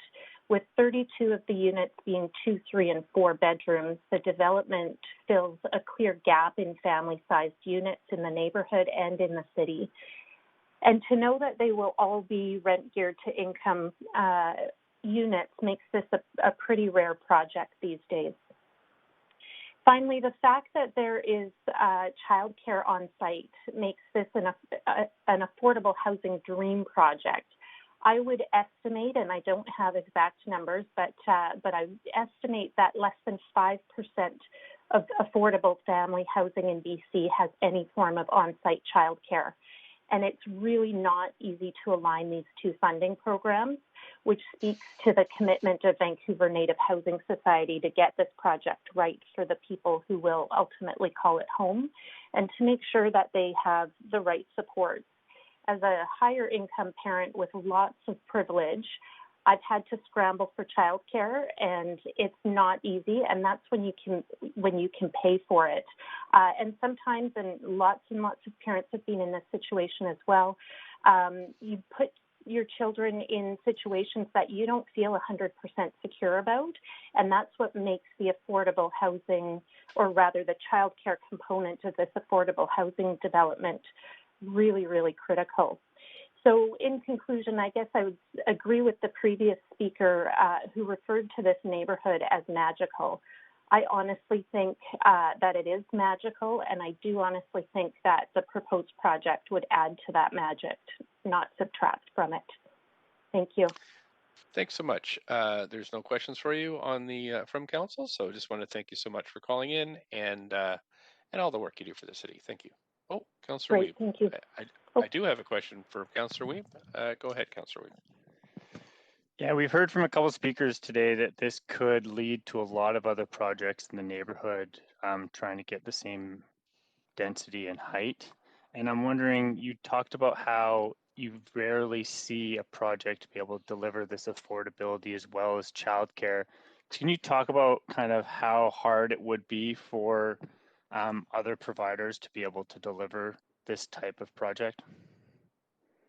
Yeah, I mean, it's not a question of being able to go back to the drawing board. So we hear a lot of that at public hearings, that this is a good project, it's just in the wrong place or it's at the wrong height.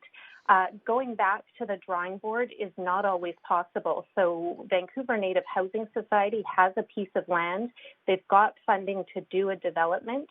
The formula works because of the density. And going back to the drawing board isn't always an option, simply because nonprofits run very, very tight margins, and a lot of money is invested into bringing a proposal forward, and it exhausts a society to bring a project forward that doesn't go ahead, and we've seen that happen in other areas of the region. And going back to the drawing board is very, very expensive and time consuming. And the fact that these are all RGI units makes it fairly rare. As you know, as a council, nonprofit projects that come forward to you are mixed income. Typically, the new projects are mixed income in the sense that they may have some deeply targeted units, but they go all the way up to low end of market. In and of itself, it's not a bad thing, but you need many, many of those projects to reach our targets for truly affordable units that we all hope to achieve and that we know there's a need for in the city. So you think, even though there's a lot of comments about this not fitting in with the neighborhood, that this is such a unique project that council should be supportive of the project? Yeah, absolutely. And the fact that it's 100% RGI and there are before and after school childcare spaces, those spaces are precious in this neighborhood, very, very difficult to come by. And so that combination means that people have those childcare supports built into their housing, and it just eases life in an unbelievable way. And we very, very rarely see projects with that combination. Thank you. Thank you. Thank you. That's it for questions. Appreciate you calling in tonight. Great. Thanks so much. Thanks. We're on to the next speaker.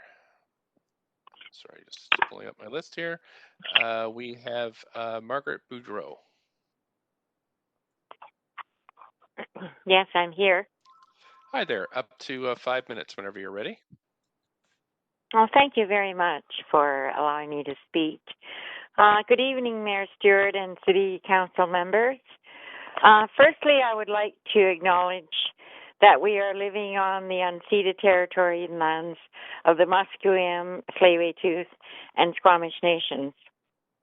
I would like to thank them for allowing us to speak on their territories. My name is Margaret Boudreau, and I'm an elder and one of the matriarchs of the Gitxsan Nation up in the Hazelton area of BC. I am in support of the 1766 Street Rezoning Development Project proposal. I was a resident prior to the fire at Francis Street back in 2017, December 20th to be exact.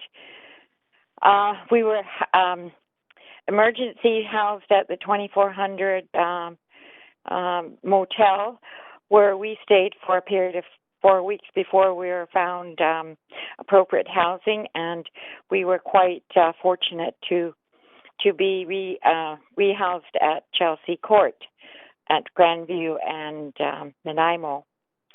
While we were there, Vancouver Native Housing, thank you very much, Vancouver Native Housing, provided all of our needs, our lodgings. They provided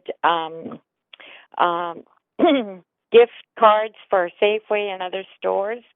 And we also had a New Beginnings church provide us with multiple hundreds of dollars of Visa cards for groceries and our needs for supplies and essentials.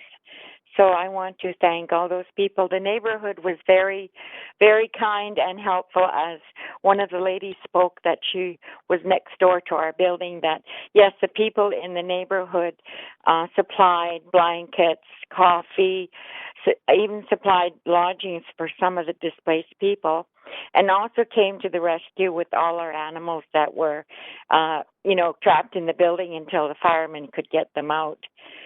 So we're very, I miss the neighborhood very much.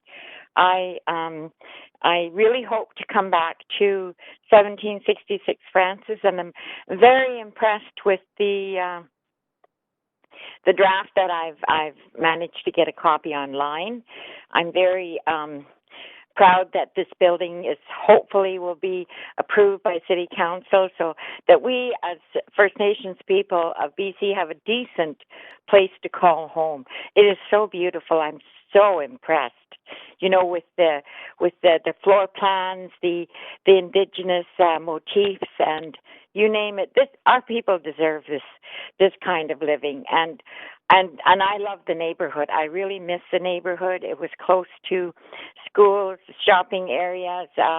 We had an affordable No Frills just down the street, and Commercial Drive, of course, is a very it's a very friendly, compatible area to live in, and I am so pleased that this building is hopefully in the makings. I just pray that this will come to fruition.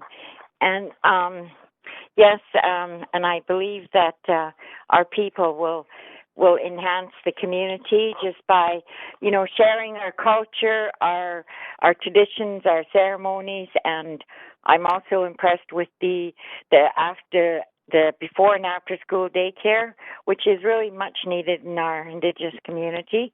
Right now, people are doubling up in homes, and I would like to see a grandparent approach to the housing. In my culture up north, and still it goes on, grandparents still live in the home. They're not farmed out. We don't have the fancy nursing homes that we do here in Vancouver. So it's always been embedded in our culture and taught to us that we're to care and look after the people that looked after us, our parents, our grandparents. And I would very much like to see this type of program promoted into this new development. So that's what I have to say. And I really thank you for listening to me. And it's such a long night, and I hope you don't have too much more to go on this. And I just hope that this proposal is approved. Thank you very much again. Thank you so much for participating today. And there are no questions for you, so I am going to move on to the next speaker. Thanks again so much. We have Alexandra Christian.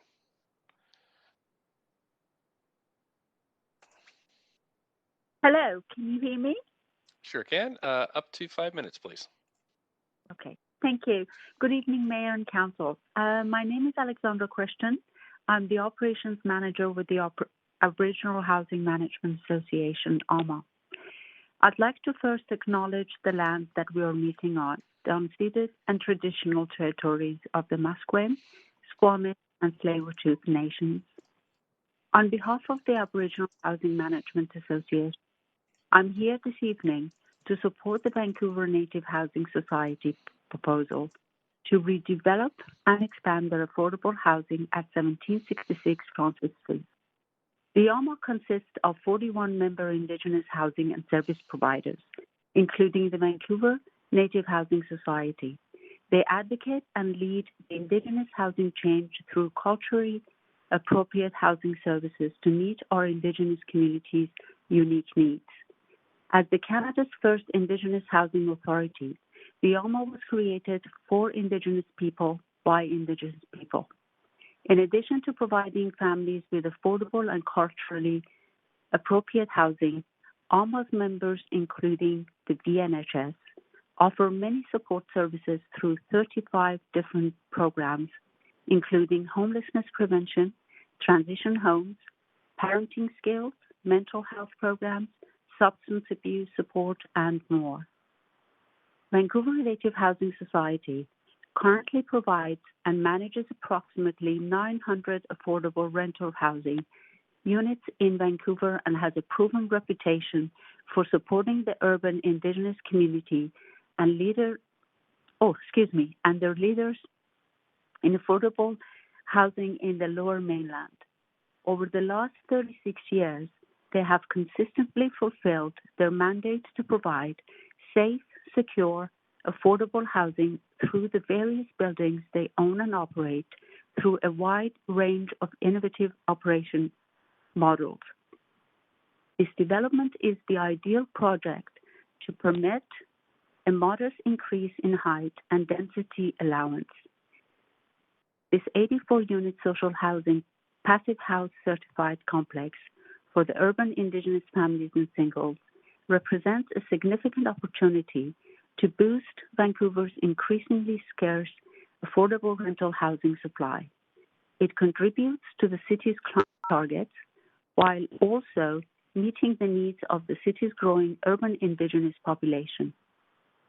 I do not doubt that this decision will support the development's viability. It will benefit the community by enabling Vancouver Native Housing Society to deliver affordable, sustainable, and culturally appropriate housing for urban Indigenous people once again at Francis Street.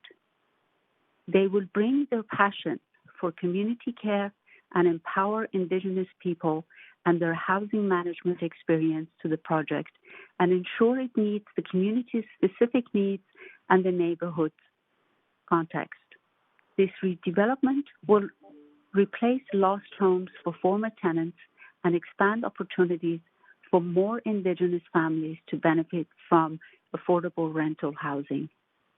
ALMA is very much in support of the long-awaited rezoning and redevelopment of Vancouver Native Housing's Francis Street site to renew and enhance the affordable housing stock owned by this impactful and well-respected society in Vancouver's Grandview Woodland neighborhood. The Vancouver Native Housing Society's proposed plan will replace the existing damaged building with a new.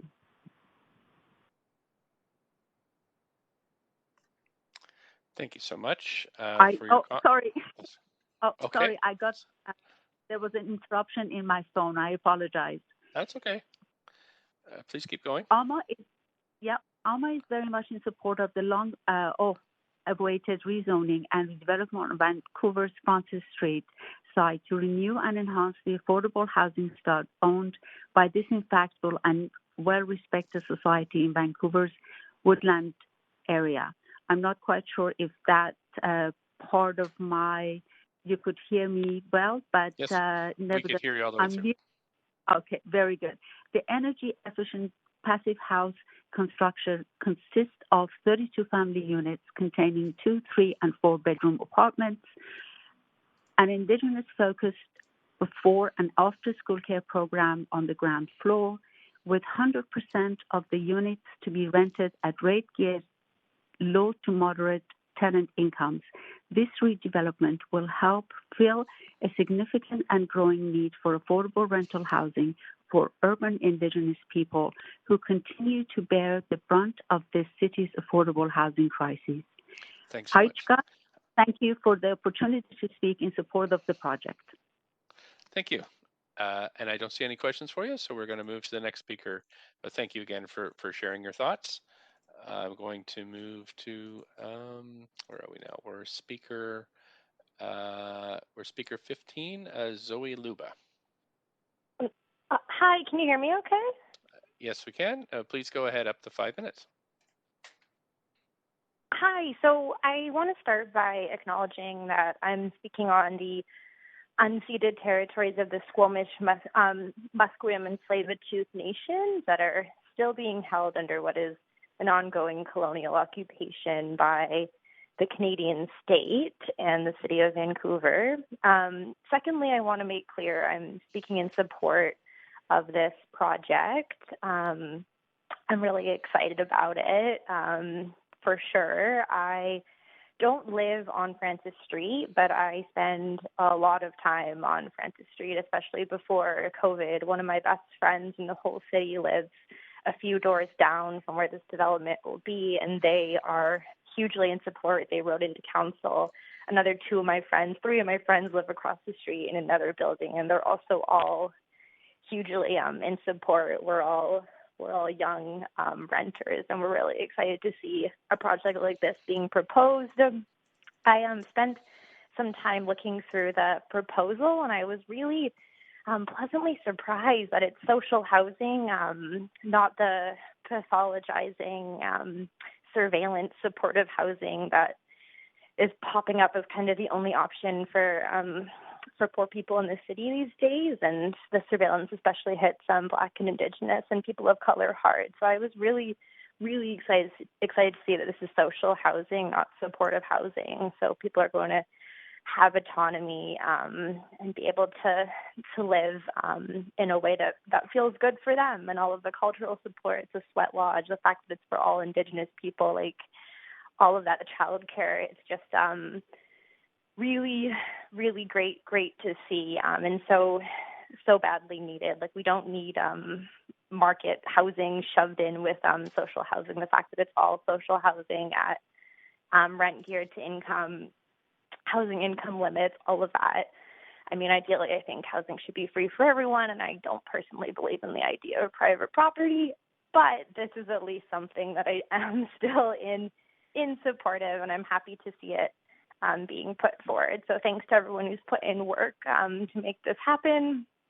I just wanted to finish up by flagging that these, I've been listening the whole time, and normally I can't stomach listening to the NIMBY debates for too long, but I did listen in because I didn't want to miss my turn to speak because it is so important. I really want to speak in support.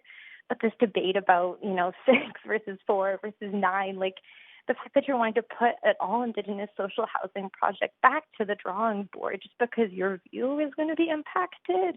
And if you're saying that as a settler, like that is just in my opinion, a form of ongoing colonialism, that you feel like you have the right to call into a meeting and push back a project that's on Indigenous land, not your land, and say, no, I want it to be 4 stories. It was just very disappointing, not surprising, but very disappointing to hear. It's just, in my opinion, those kind of sentiments, those common sentiments of how colonialism continues to function in a city that prides itself on being, quote unquote, a progressive place, when it's not. It's white supremacist, it's colonial, urban Indigenous people are often pushed out and face really, really intense police violence and murders.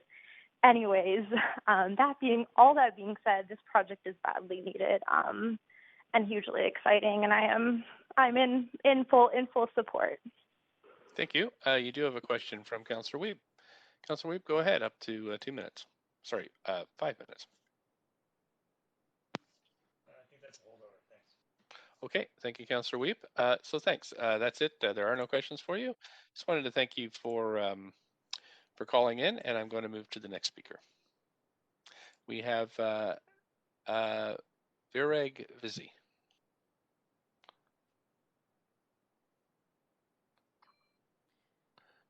Okay.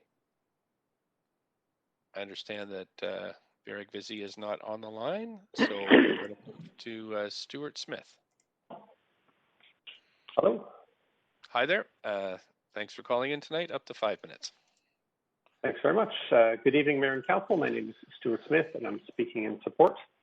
Just a few quick words. First off, the previous speaker mentioned land acknowledgement, and I have some ideas about this dozens of times a day, year in, year out, for as long as I can remember. Public speakers in Vancouver recite a land acknowledgement at meetings and events, big and small. When I heard that the first time, I was moved. I found it a powerful way of reminding people like myself how we ended up here. But when I heard it the 100th time and the 200th time, I started to worry. And did it really mean anything? Or was it just a ritual, a way of making preserving the status quo seem progressive? I haven't found an answer to that yet, but hearings like these, however imperfect, are a powerful way we can demonstrate whether we mean it or not. This land belonged to First Nations 163 years ago. If we are serious when we say that we are here on stolen land, then what place does the city of Vancouver or any of us have to say whether this building should be 3 stories, 9 stories, or 90 stories? It's regrettable that we have to have these sort of hearings, but in this case, it seems pretty clear. Indigenous people own this land, and they'd like to do 9 stories, so let's work with them to make sure that the pipes hook up and the electricity works, and let's let them build their building. I'd also like to reiterate some comments another speaker mentioned. The speaker was opposed, but mentioned that everyone wants to belong, and everyone deserves a safe and secure home, and that we are all the community. Everyone wants to belong. Everyone deserves a safe and secure home. We are all the community.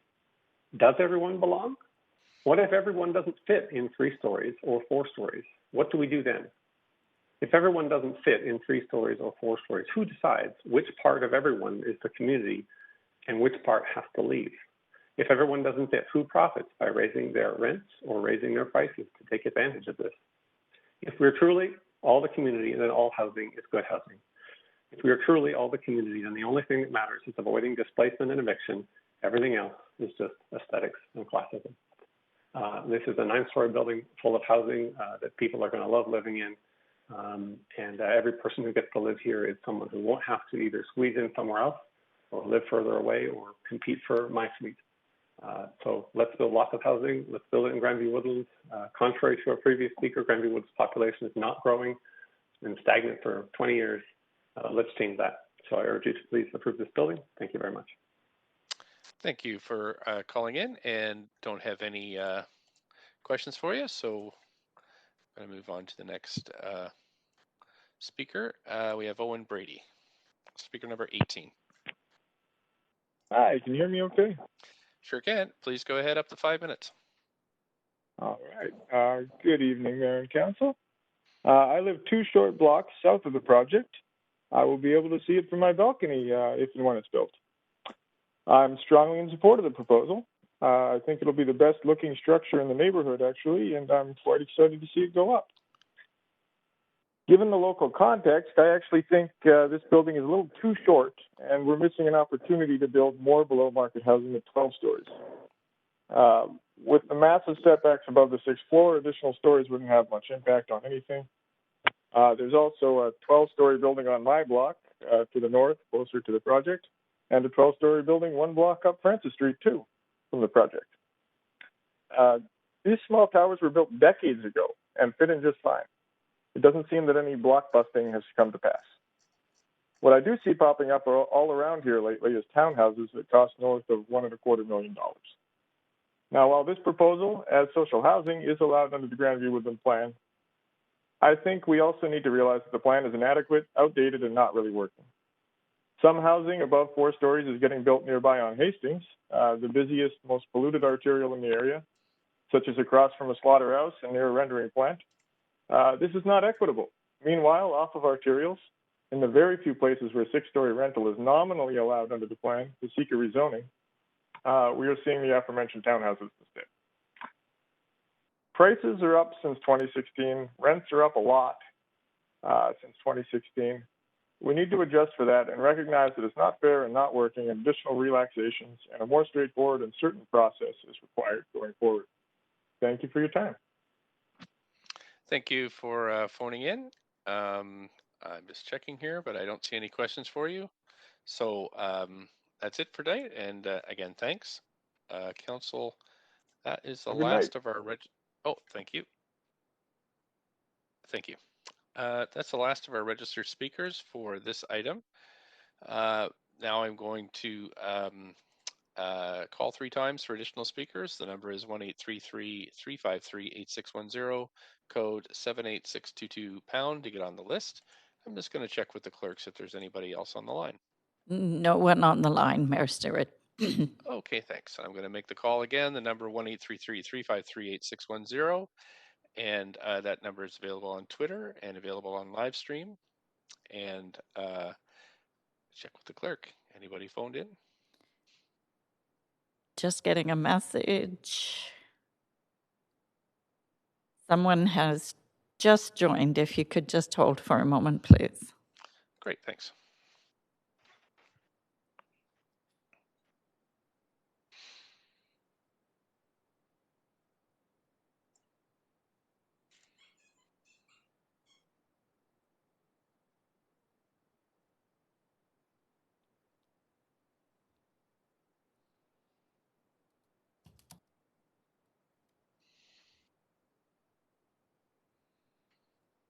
Sorry, Mayor Stewart, we are just sorting out who the individual is and Okay, no problem. and if they wish to speak. Okay, thanks.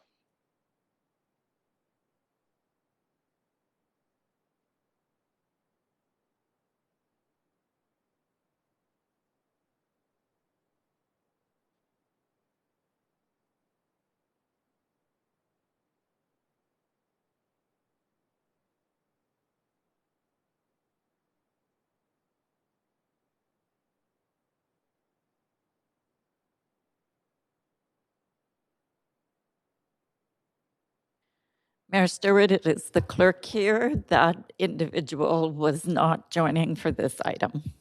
Okay, great. Thanks so much. So that's the second call. I will make a third call now.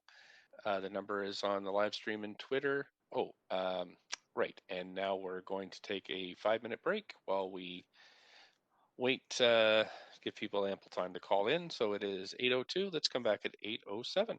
Thanks, and we'll see you in 5, Council.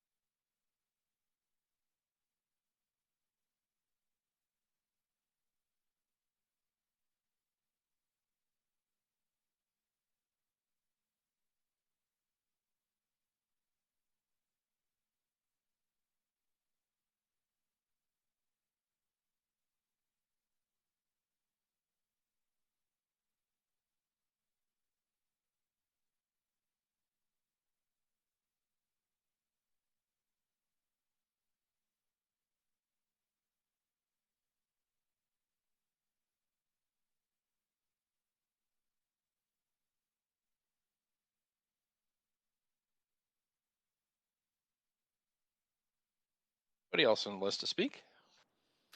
Mayor Stewart, it is the clerk here. And yes, we do have one individual that has joined, Larry Binch. Great. Okay. Hello, are you there?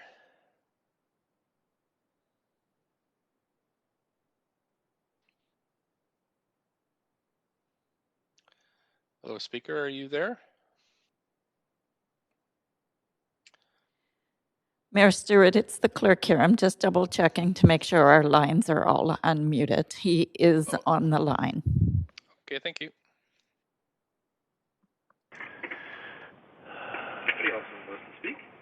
We can hear you, speaker, if you want to go ahead. Here, and yes, we do have one individual that has joined, Larry Binch. Great, okay. Hello? Hi there. I'm hearing an echo. If you could maybe turn off your computer in the background. Oh, wait a second. I'm probably on. How's that? Is that better? Sounds a little better. Yep, thanks. If you want to go ahead up to 5 minutes whenever you're ready. Okay, and I'll turn off my computer sound too, so that should kill everything. All right. I'm Larry Binch, Coalition of Vancouver Neighborhoods. I'm speaking in opposition to this development.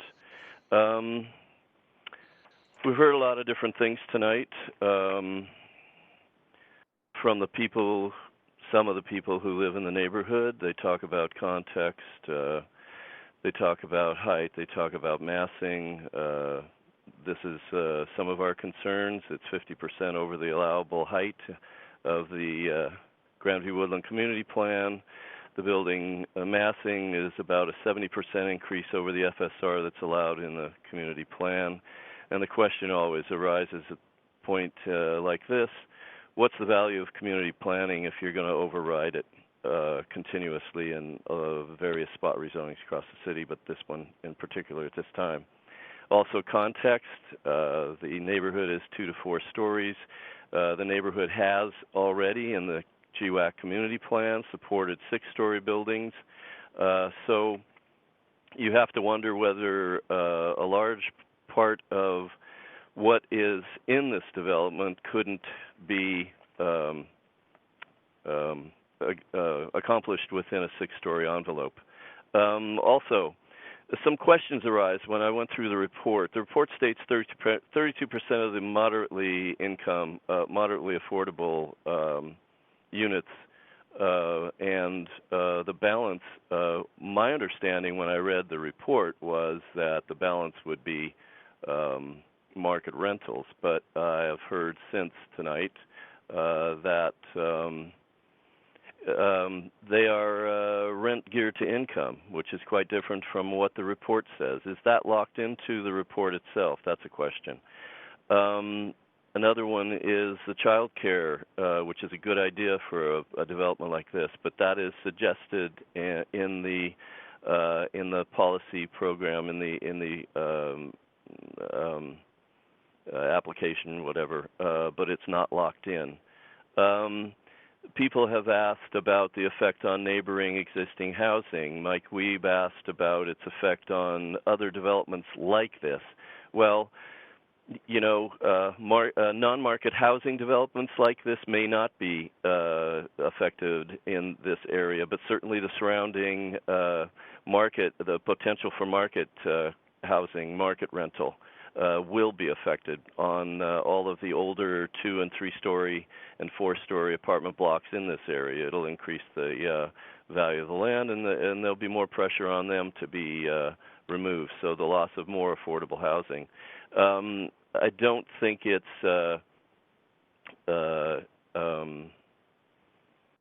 I think if you had neighborhood-based planning processes in this thing, you would have, I think it would preclude the necessity of people coming to public hearings and giving additional time to these kinds of things. And I think in terms of options for this site or options for this type of development, the owner-developer has said that they own other sites.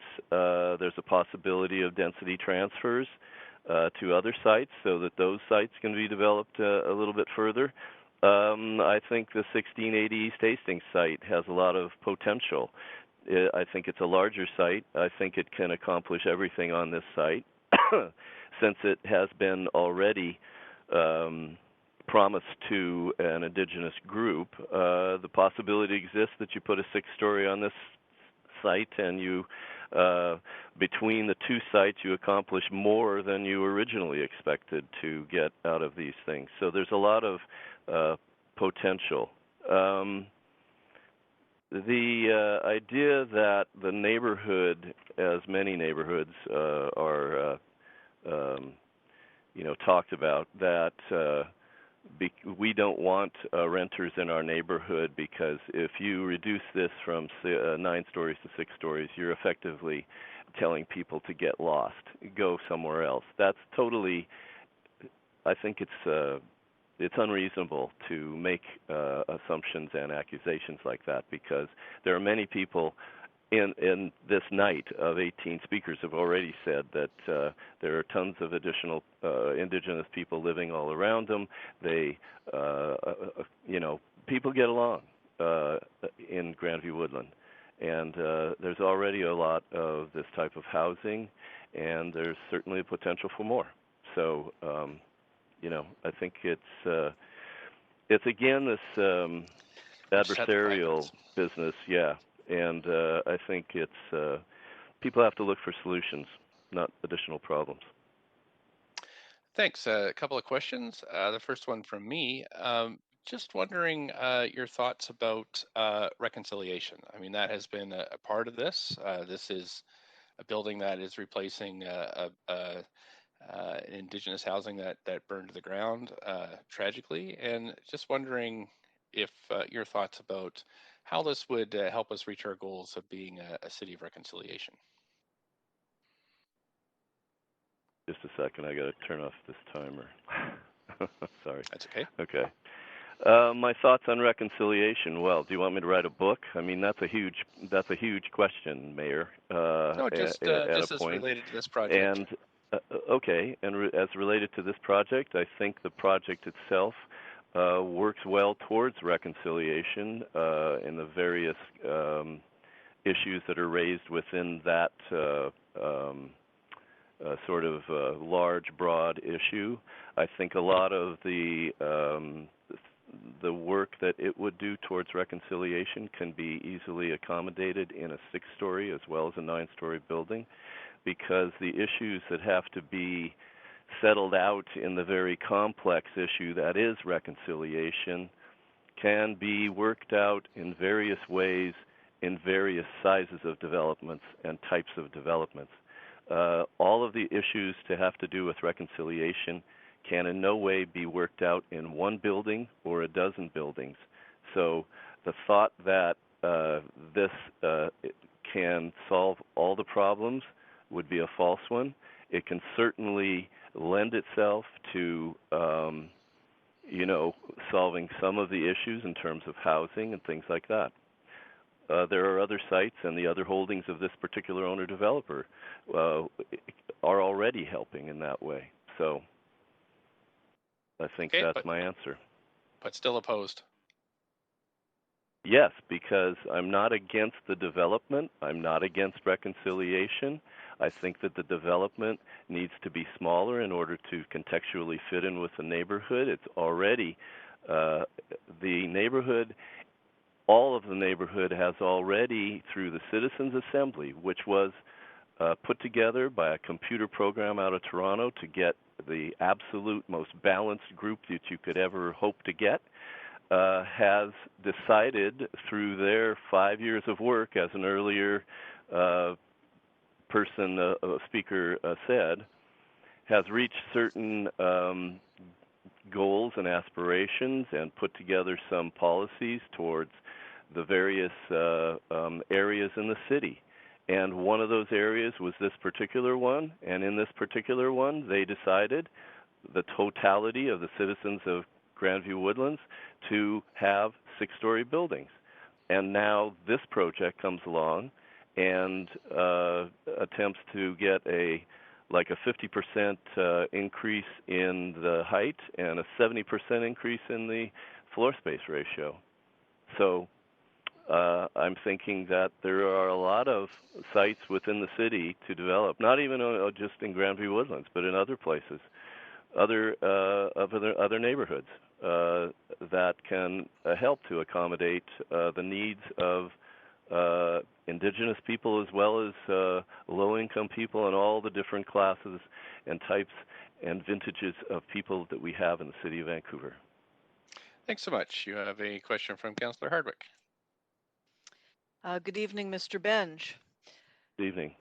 In listening to all of this, I've been weighing it back and forth, but one of the things that was mentioned by this member of the staff early on was that this height and density was required for project viability.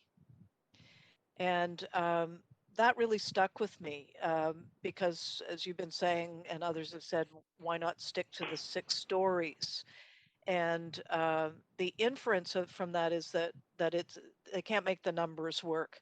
Now, if I had heard that for a strata condo project, my reaction would have been very different. It would have been, so what? You're not going to get the same profitability.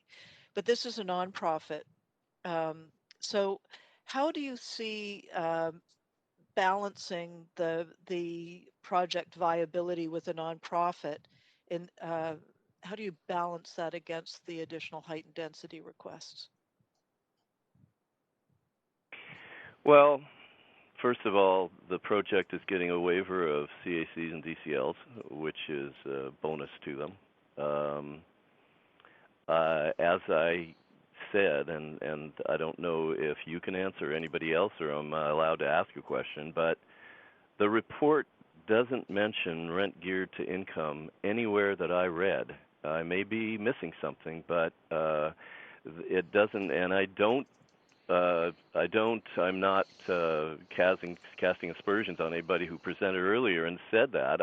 I'm really, I was surprised to hear that and pleased to hear that, because there are so little and few developments in the city that are actually addressing that portion of the population. To give them a decent place to live is a good thing.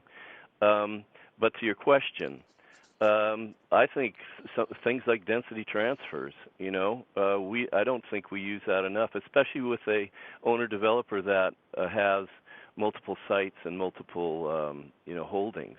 There is certainly probably a possibility there.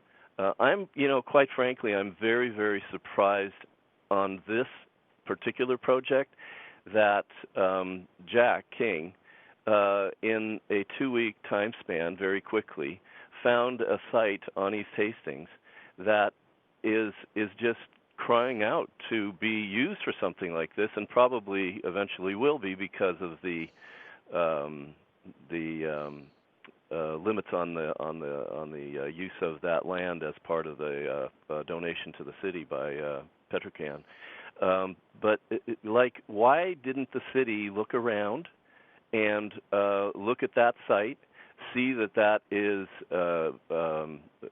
it was promised to the young natives. What's the name? The Urban Native Youth Association, and that gives the possibility of, like I said, accomplishing probably even more goals on that site than on this one, and the two combined would be a wonderful kind of dual project there. It has the possibilities at least, but as I'm seeing from other projects, which I'll talk about later, the city seems not so open to possibilities and more pursuing hard-edged goals of their policies. Are you concerned, even though this is a nonprofit housing project, that it would be used as precedent in Grandview Woodlands, where there has been, as established earlier, a lot of work done around the community plan? Are you concerned that this be used as a precedent in market units as opposed to other social housing developments? Absolutely. Yes, it's a building size. It's a building typology. Developers will come in and say, look, you got a 9-story there. Why can't I get 9? Why can't I get 10? And, with the way spot rezonings are going in the city right now and everything's being approved, you can throw van plan out the window. And likewise, apparently, the planning department is not paying much attention to the GWAC plan, which is developed, once again, as I said, over 5 years of work with all the citizens and everything. You couldn't get a more equitable distribution of people on an assembly of citizenry. Thanks. That's the 5 minutes. Thank you. That's it for, Mm-hmm. we have Councillor Wiebe up to 5 minutes. Yeah, looking at the floor plate on this, do you think that the proponent should have focused on going 6 stories and maximizing the floor plate instead of the buffer plantings, cultural area, and ability to have the playground? Because recognizing you could fit a lot more density on the site at 6 stories.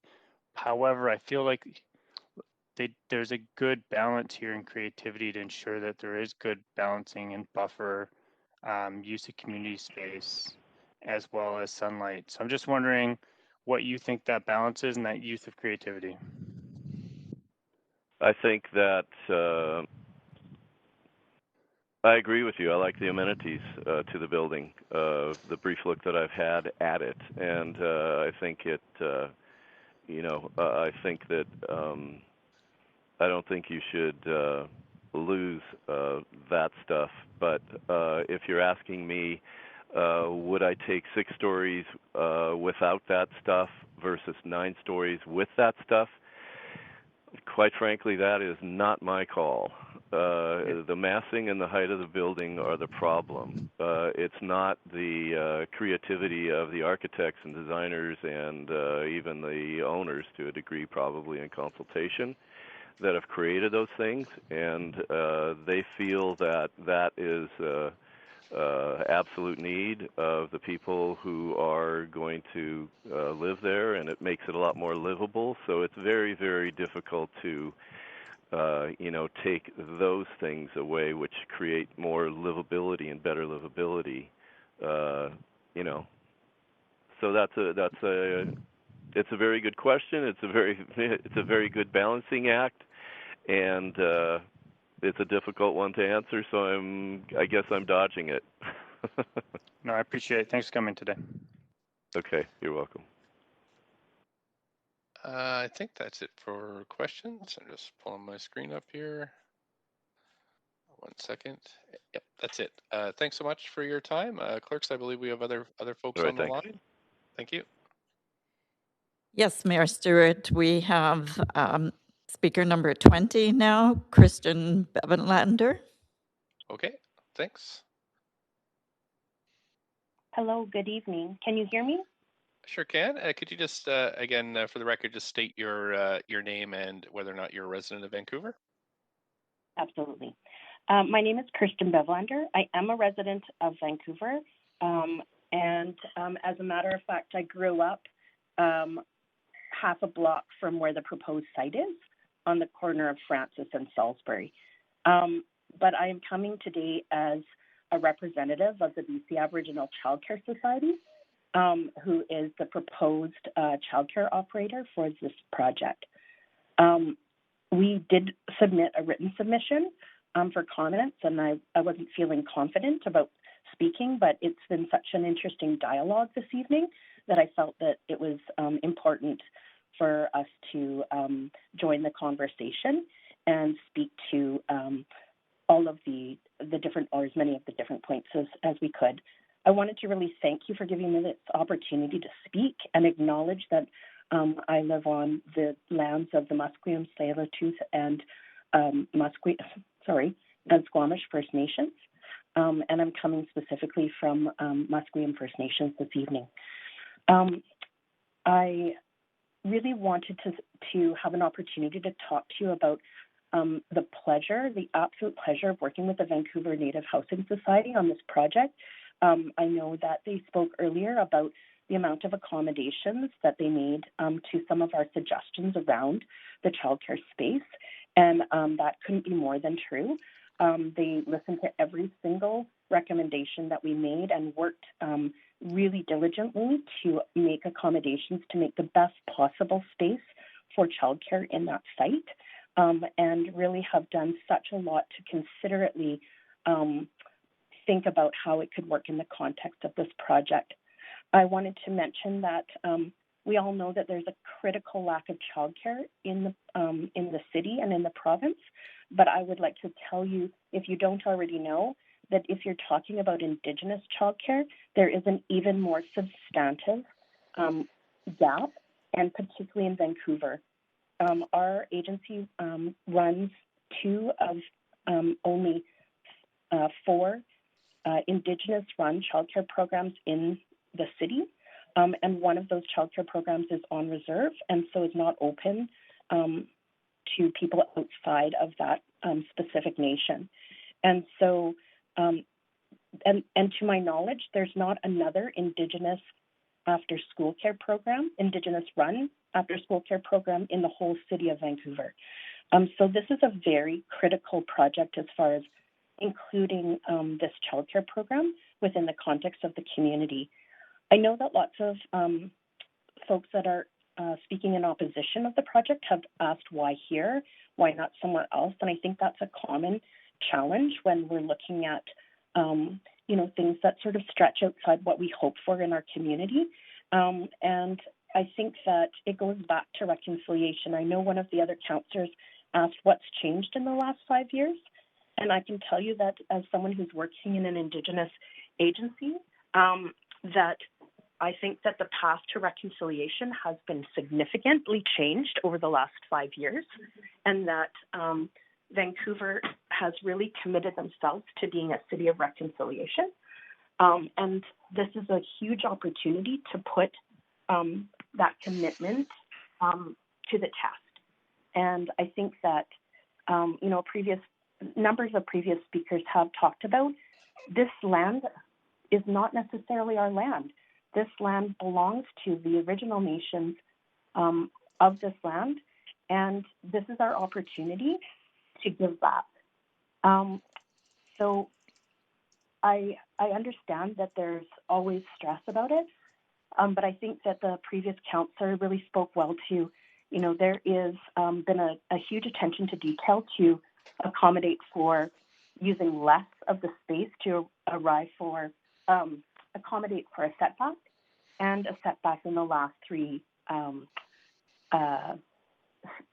floors of the space so that it doesn't have that overwhelming space. And I think the trade-off between 9 stories and 6 stories, it would be a much more dense footprint on that site.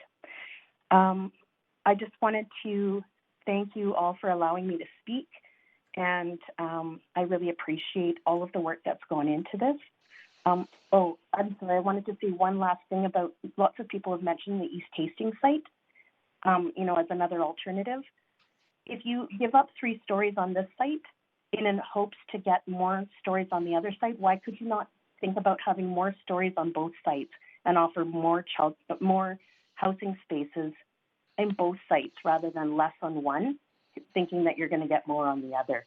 And we also run a childcare.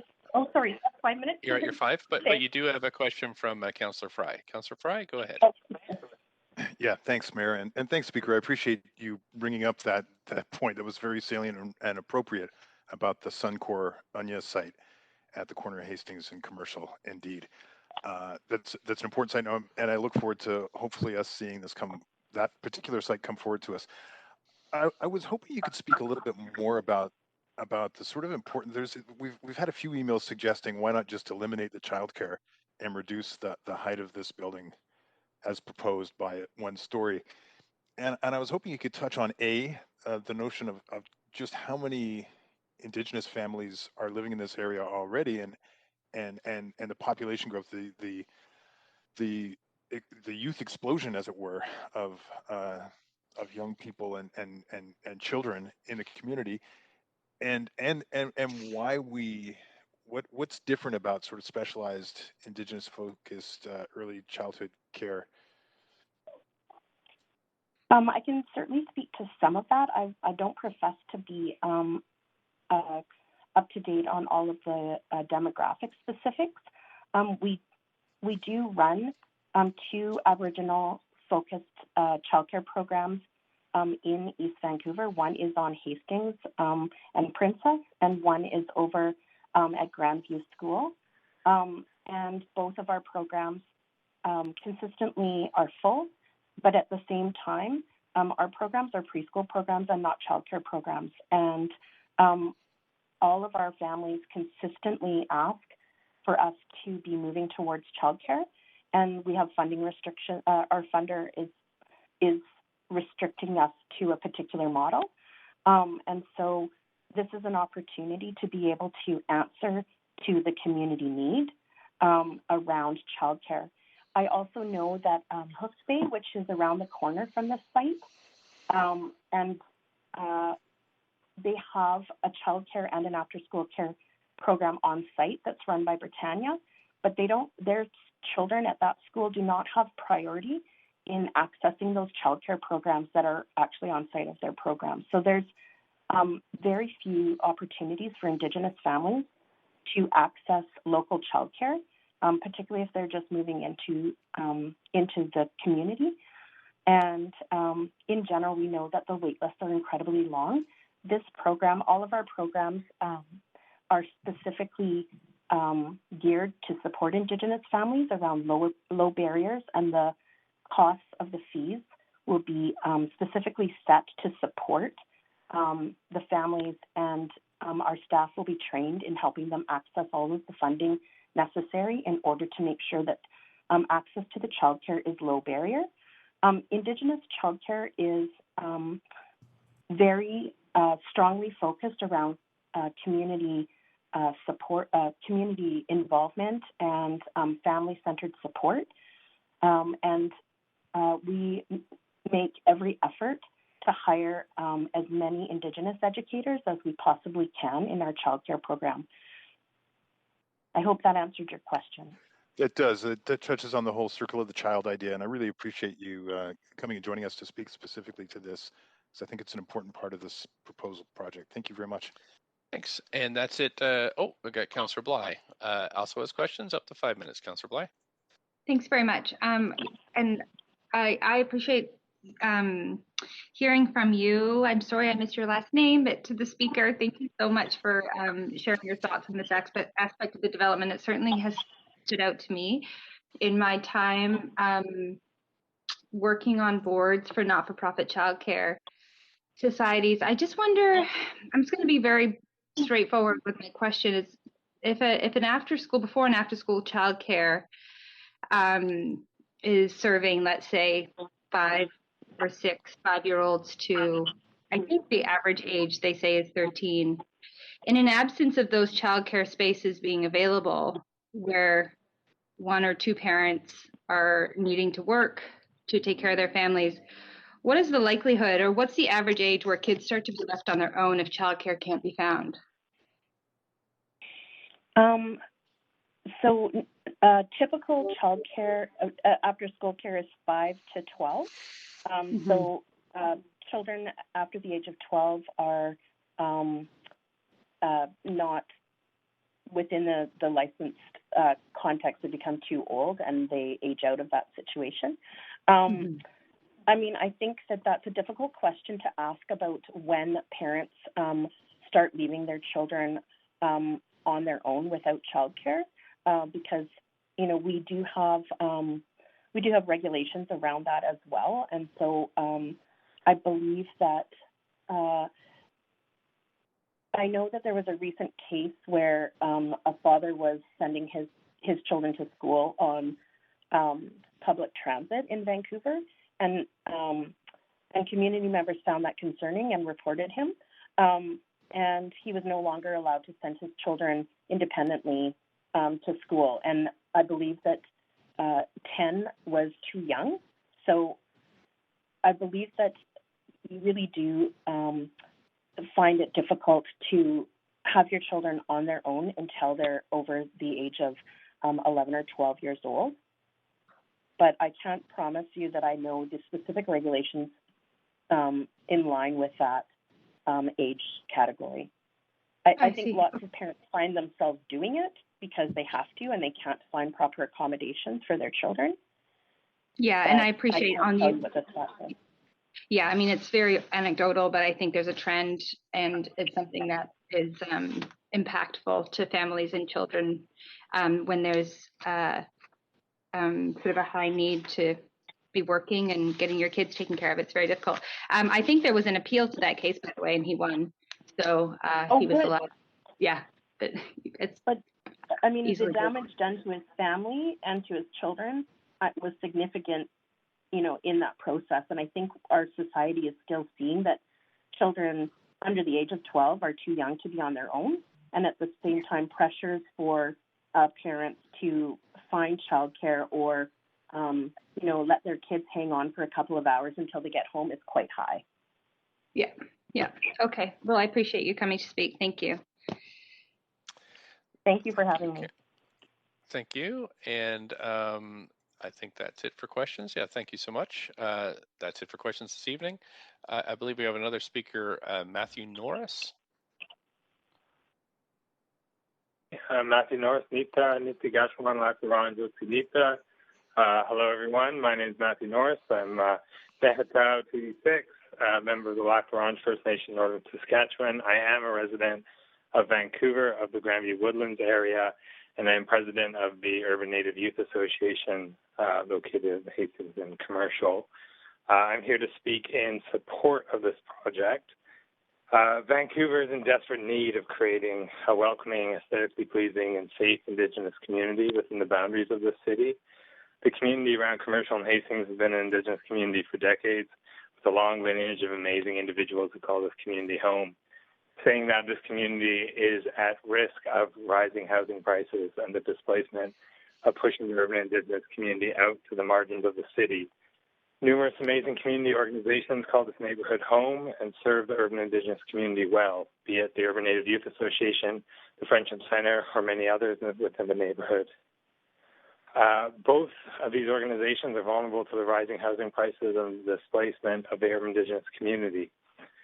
The synergy of having all these organizations in a close locality creates a fantastic opportunity to create an Indigenous gateway to Vancouver, to solidify the urban Indigenous community within the city, and to celebrate the survival and strength of this community. We need to put words and commitments to action if we are to achieve redress for the ongoing marginalization and discrimination of Indigenous peoples within this country and within this city. I'd like to remind Council that the city has previously endorsed the United Nations Declaration on the Rights of Indigenous Peoples, which states in Article 23 that Indigenous peoples have the right to determine and develop priorities and strategies for exercising their rights to development, and Article 32, Clause 1, which states Indigenous people have the right to determine and develop priorities and strategies for the development or use of their lands and territories. The Truth and Reconciliation Commission of Canada called on Canadian municipalities to action these human rights standards, and approving this project is a small step in the right direction. Finally, I would question and caution against the arguments of some of those who spoke before me, who oppose this project based on the reliance on community plans. These plans often are disproportionately favored and are informed by non-Indigenous community members and voices, while the participation of Indigenous individuals meet numerous and disproportionate obstacles which impede our abilities to participate in such projects or public planning processes. I'll leave my comments short as the night is getting late. So I want to thank you all for your time and would welcome any questions. Thank you so much. We do have a question for you from Councillor Boyle. Please go ahead, Councillor Boyle. Thank you for phoning in, Mr. Norris. I just wanted to confirm there were some previous speakers suggesting that this housing could be built on the site where UNYA has been working for many years with many partners on an important community project. So I guess I'm wondering if there's anything more we should Council should know about that, or what's already planned and in the works for that particular site. Well, I think my first response would be that there's such a need for Indigenous housing, specifically for the urban Indigenous population, that is built around kind of community-centric services and programs. And so to limit to one site or the other seems inappropriate. I would also caution against kind of pitting Indigenous organizations against one another for land sites when these sites are already so few and far between. The site at Commercial and Hastings that Anya is involved in has a specific use, which is an urban Indigenous youth center that will provide programming and services for vulnerable and at-risk youth within the city, which is a well needed and necessary. So I don't see the two projects as being one-on-one replacements, and I actually see them as complementing each other very well, and both being needed in their entirety. Okay, great. Thank you for taking the time to sign up and speak so late on Thursday night. Thank you so Thanks much. for the question. Thank you. There are no other questions for you, so I'm going to move to the next speaker. I have Jenny Chang.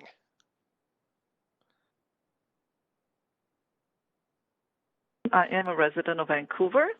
I may be the last one to speak because I debated a long time on whether to speak or not because the value has a high value. The project has such a high value. However, at the end, unfortunately, I would have to oppose this project. So I'm opposed to this rezoning application not because of the proposal itself, but the process that leads up to it. I find that the process leading to this needs to be respected, yet the community consultation and the community plan and all the work that was put in, they are not respected, and therefore I'm opposed to this project. Thank you. Okay, thank you so much. I don't see any questions for you, so we'll thank you for your contribution this evening. Clerks, anybody else on the line? Mayor Stewart, it is the clerk here. I'm just double checking. Okay.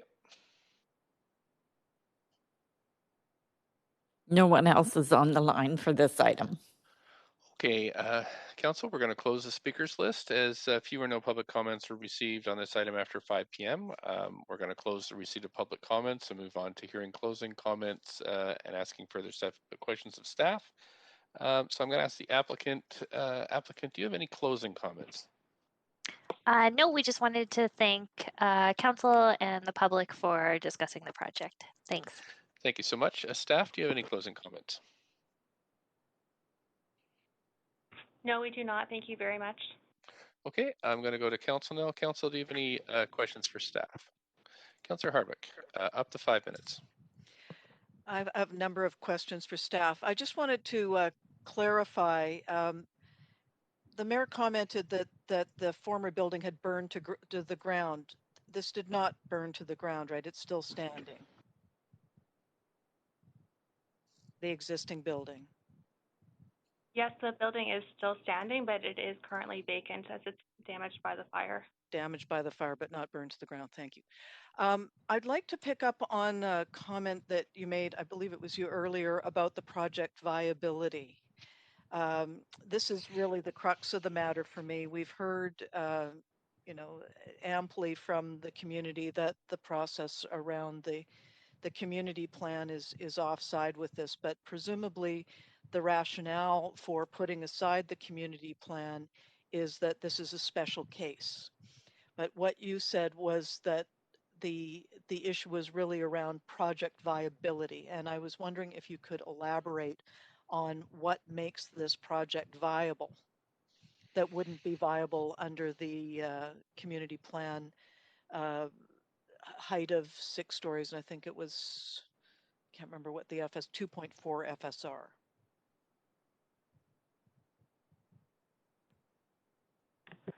Thank you for the question, Council. It's Yarla McNeil, Assistant Director of Planning for Rezoning. The project is compliant with the policy, as we noted earlier, which allows for increases in height and density for social housing. The applicant has indicated that this is the scale of the building that they need in order to deliver the program that they intend to deliver. And they have spoke earlier, Council, about the affordability rates and their continual seeking to find deeper levels of affordability for the project. That all combined, in addition to the wording within the policy, staff have interpreted to be an acceptable application, and we support it moving forward. But just to be really, really clear here, because that contradicts what I understood from the speakers and the about the Grandview Woodlands plan and the height and density that was specified for this area, which was 6 stories and 2.4 FSR, correct? Council, there are 2 provisions within. One is the main provision for the area if you're building strata condos, and you're right in that, it's 6 stories. But when you look at the Section 7 of the community plan, it clearly implies and supports the additional density and height for the delivery of new social housing. And that is the doorway in by which this application was considered to be compliant with the policy, and we've gone forward with the 3-story addition.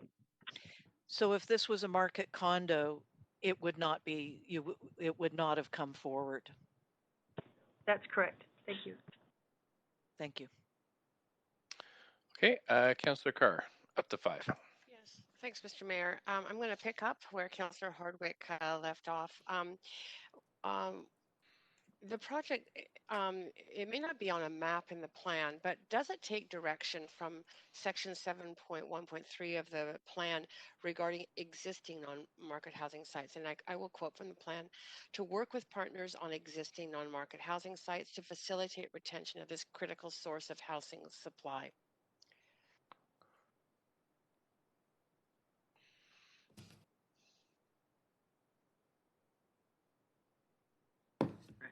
Yes, that's correct. Okay. And I think in response to Councillor Hardwick, you did note the importance of the affordability. So the addition, I'm just verifying, the additional height is essential for the deeper affordability of this project. Is that correct? Yes, that is correct. Okay. And finally, one speaker said that the upper 3 stories being recessed means the building will likely appear as a 6-story as you walk along the street. Steph, do you have an opinion on that? Do you think that would be true? It is set back at the upper 3 floors, and so the street wall, which is the part of the building that comes forward closer to the sidewalk and is more evident from a pedestrian perspective, presents itself as a 3-story building, 6-story building, sorry. Yeah. But it is absolutely a 9-story structure. And staff have worked with the applicant to increase the side yard so that it's sitting on a smaller footprint than if it came in under a strata project, and it's set back on the 7th, 8th, and 9th floor to diminish the appearance of that 9 stories. And we feel those moves in general have really helped to mediate its scale with the surrounding context. Great. Okay. Those are my questions. Thank you. Thanks. Councillor Fry, up to 5 minutes. Yeah, thanks, Mayor. Actually, if there's no further questions, I was prepared to just move the recommendations. Okay, we do have Councillor Boyle on the list. Oh, sorry, I'm not looking at the list. Okay. Okay, thanks, Councillor Boyle. Up to 5 minutes. Actually, I also was just keen to move the recommendations, but happy to second it if Councillor Fry wants to go ahead. Okay, well, we don't have anybody on the list, so somebody please move the recommendation. Fry, move the recommendations. Okay, thanks, Councillor Boyle. I'm happy to second. Thanks. Okay, so we'll move on to debate and decision. I'm just going to move us over to the main queue. Sorry, please put yourself back on. Councillor Boyle, up to 5 minutes, please.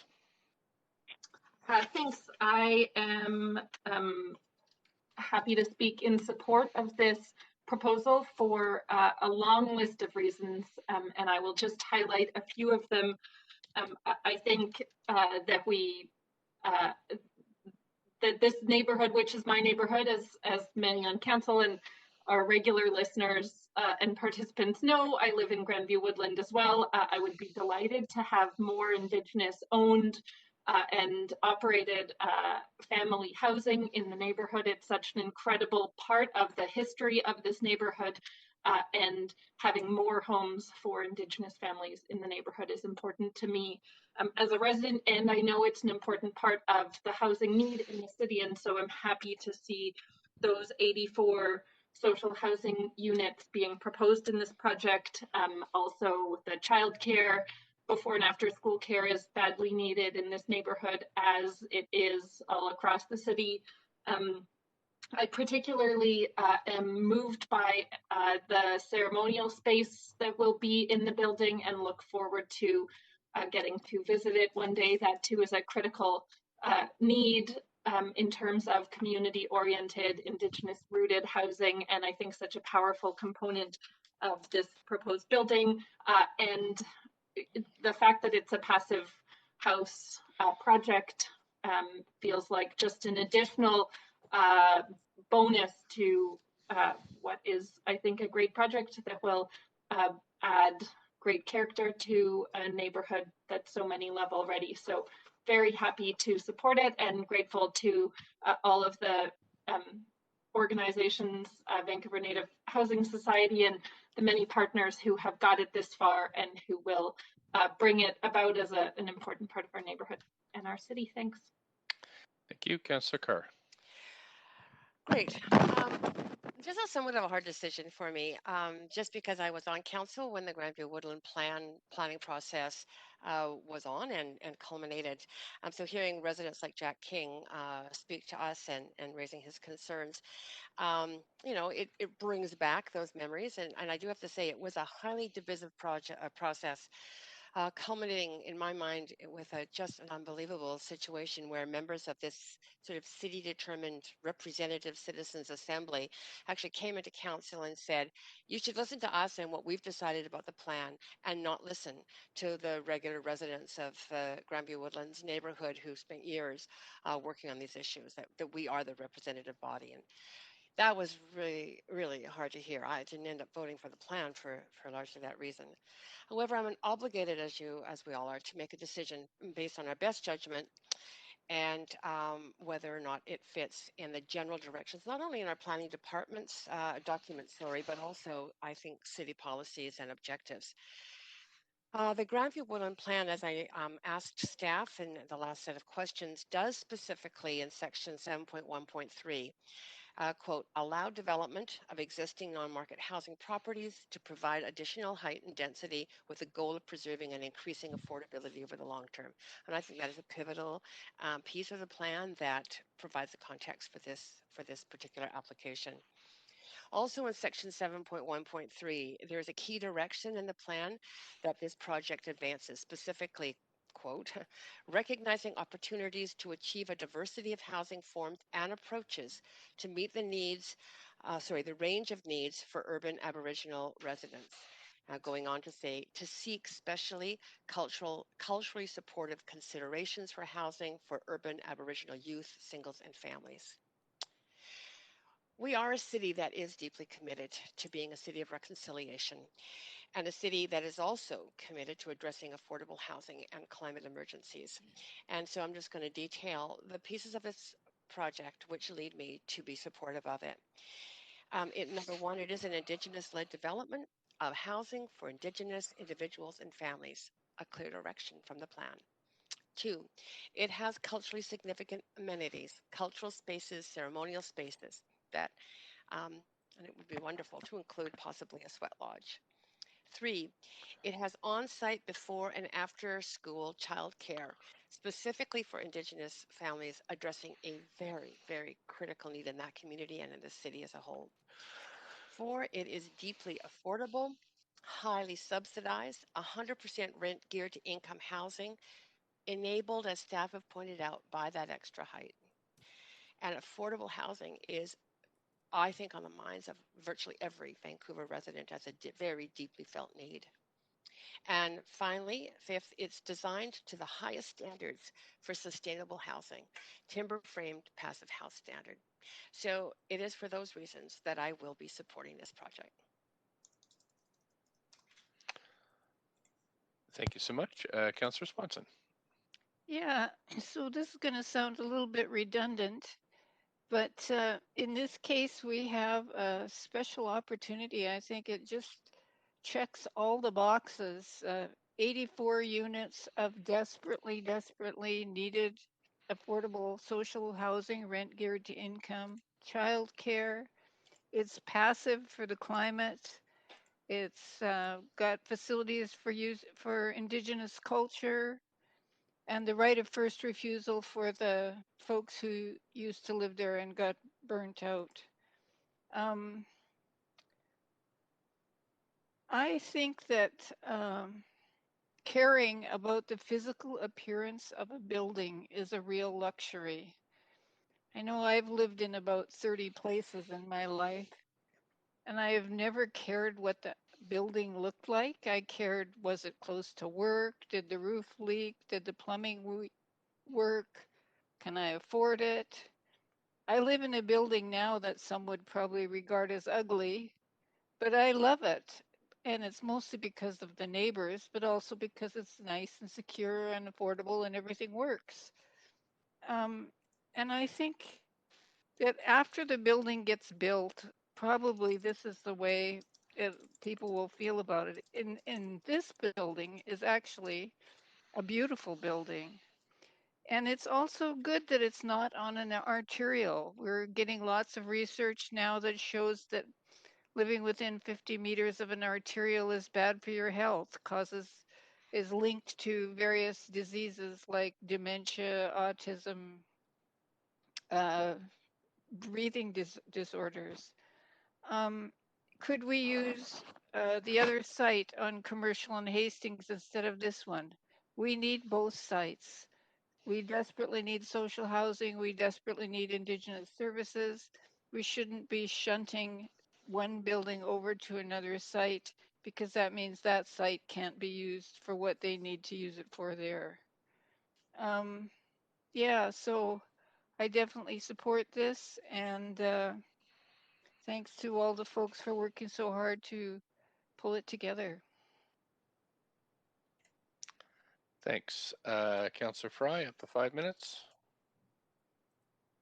Thanks, Mayor, and echoing my colleagues, happy to support this. Really excited to support this, actually. I appreciate Councillor Carr articulating how this is accommodated in the Grandview Woodland Plan, and Councillor Swanson for acknowledging that this is actually quite a beautiful building, and actually quite stunning. And I think with the amenities that it provides is really really a great addition to any neighborhood, and in particular to this neighborhood, because of the amenities and the childcare and the secure, dignified housing. And I know that it's unfortunate that folks who are, caring about their neighborhood and want to ensure that their neighborhood is the best it can be, and that we are adhering to the sort of principles that were outlined in the plan. And I think, as Councillor Carr illustrated, that these do adhere to the principles of the plan and to the concerns around the fabric of the neighborhood and the scale of the building. I look at the West End and I look at the fabric of that neighborhood with the variety of housing tenures and stocks and scales and sizes. And I do consider the West End to be one of the most vibrant neighborhoods in the country, let alone the city. So I think that the scale of a building does not determine the vibrancy of the neighborhood. And I think this building actually fits quite well. And of course, to the notion of swapping this out with the Suncor site that the city and Anya are hopeful about building some great new facilities there. I don't think that's even a starter in this case. And I'm really excited to see Macola Developments in the seat on this one, because I've followed the work of Macola.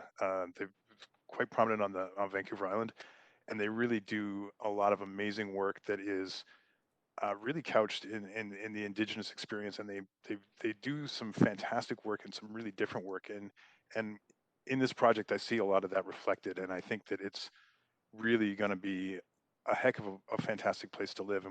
And I consider this an extension of my neighborhood. I live in Strathcona. This is a lot of the kids from this neighborhood come to Raycam and vice versa, and I'm in the Britannia catchment, so this is also my neighborhood, and I'm really excited to see this addition to the neighborhood. And as I I walk around my neighborhood and I contemplate the situation with Indigenous folks in our city who are disproportionately overrepresented in the homeless population, disproportionately overrepresented in the over-policed and incarcerated population, disproportionately represented in the addicted population. As a city of reconciliation, I hope that we can strive towards having Indigenous people disproportionately represented in the awesome housing population, because I think this is an awesome housing piece, and I think that this is really a wonderful addition to our housing continuum, and I look forward to seeing it built, and I look forward to it really integrating well with this community, because I think it's going to be a great fit for the community, and it may seem like a loss right now for members of the community who spoke against this, but I think time will tell that it's actually going to be a fantastic asset and a real win for the community. So thanks. We'll be supporting. Thank you. Councillor Hardwick. Thank you. Well, this is a complicated one. When I look at the building, the design is fantastic. I really appreciated the basket design elements in the overall design of the building, the cultural amenities, sweat lodge potential, childcare. All of these are in the plus column. The real challenge for me, though, is about what this says to the community. In that, you know, I'm concerned that this is like saying that the whole Vancouver Plan project will be a waste of time if it's treated the same way from the standpoint of residents. And I think that's something that we as a council have to really think carefully about. Could this have been accomplished at the 6 stories and not gone up on the extra 3? I think there is provision, as I'm satisfied in my questioning of staff, that it is provided for. But I am concerned about exceeding the rate of change.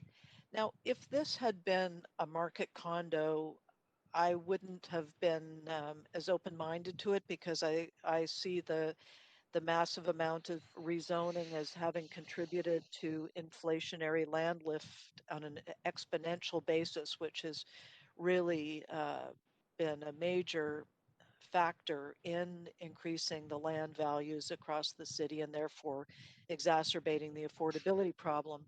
But in this case, it's not there looking to make money. It's not a profit-driven enterprise, and it's not using a portion of its rental or under the guise of affordability. This seems to me to be the real deal. And I just wanted to really say that I do think that the project has value. I think that there's been some exceptional work done here. There's no question that Grandview Woodlands is the right place. But I am troubled by our willingness to just put the community planning process, which is not, 5 years is not a long time. I'm sorry. And I just, in my final comment, I am a little bit troubled by the notion that buildings should only have a 35-year lifespan. That seems awfully short to me. And if that's where we're going in our building programs, that's something that we ought to be looking at more closely. But on balance, I think this is a good development, but I did want to speak out on behalf of what I've heard from the community and acknowledge that they're feeling that they're not being heard. Thank you. Councillor Bly. Thank you, Mayor. I really like this project. I'll be voting in support of it. I think that the childcare aspect of the development and the benefits of that will return itself to the community over and over again. There's nothing like, as we've heard in many childcare conversations, what it means to try and get kids out the door at 7 in the morning and on a bus to go find wherever their temporary care is, to get them to school, after school, looking for who am I going to go with? Oh, I'm going with this person to stay. I can't even tell you the impact that has on families. And to think that there are 30 units in this building, that are geared towards families and 20 spaces on site will be remarkable for the families that get to live in this development. In a day-to-day, every single day, their lives will be better because that is available to them. So for me, I appreciate the challenges with these community plans and the objections that it brings up. But when we're looking at a crisis, really, when it comes to oftentimes Indigenous mothers with children looking for housing, we just can't look beyond that need, I don't think, and justify not voting in favor of this project. Because it challenges a plan from 5 years ago. So I'm really enthusiastically supportive of this project. I do appreciate all the speakers coming out to speak, of course, in support and in opposition, but I'm very confident that this is the right vote forward for this particular development. Thank you. Councillor Dominato. Thank you, Mayor, and thanks to the applicant for all the details this evening and the staff, as well as to the residents who came out both in support and in opposition to this proposal. I fear that I may sound a bit repetitive to my colleagues, but I will make a few comments. I appreciate that both staff and some of my colleagues clarified the policy, because I do know that was a question that was raised in advance of this public hearing, but again tonight was around compliance with existing policy as well as with the Grandview Woodlands neighborhood plan.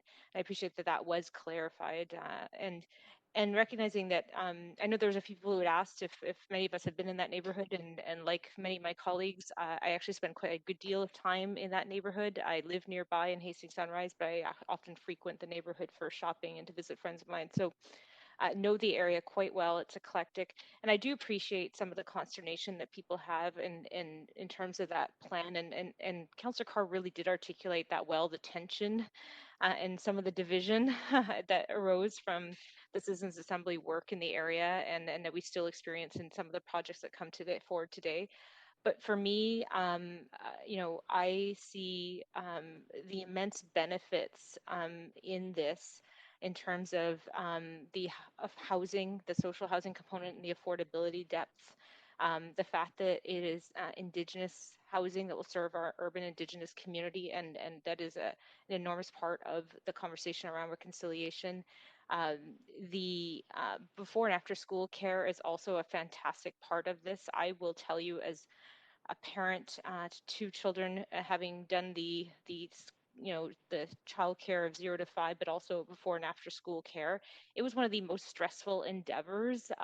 And I had spreadsheets and Excel lists trying to find places and locations, and it's an extremely, because you're placing your children in care, and not having that is incredibly stressful when you have to go to work, and you need that to earn a living, to pay your bills. And so the fact that this will be integrated as part of the housing, I think is fantastic, and is a real benefit. I also appreciated the comments around the culturally significant spaces. I think that's also another benefit. And really, like, the icing on this was the passive house and the mass timber, and we've been having a lot of conversations about that lately, around the benefits and opportunities that come with mass timber from a climate perspective. So across the board, I sort of see it as a win-win-win. And I recognize that it will be a change for the community and for the neighborhood, but I also, like my colleagues, see that probably 10 years down the road, everyone's going to go, wow, that was amazing, we should have done more of that. And it's a spectacular building, just the design in of itself. But I think it'll take time, but I do actually think it's going to be fantastic. And I'll leave you with this, is I think that'll be a sense of pride as well. I was at the renaming as a trustee to this Achpe school, and I remember the children and the families and how proud they were when we undertook the renaming of the school there. And I think similarly, when this building is complete and as families relocate, move back in, and new families, there will be a great sense of pride and belonging. And I think that's another piece of this that is priceless, right? You can't put a price on. So I think great work by all, and I'm going to support the proposal. Councillor Weed. Yeah, I appreciate the comments from my colleagues.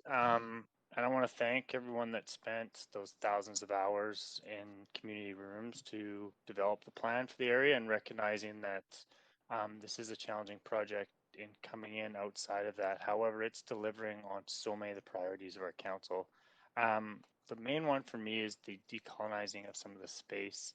It's the first one I've ever seen that has log seating under aspen woodland with native understory planting, and just the idea of have ceremonial amenity spaces like the sweat lodge and the side gardens and some of the work. I mean, our goal here at council is to determine if these projects make our city better, and I think this one does for many reasons spoken before, so I will be supportive. Thank you. Councilor DeGenova.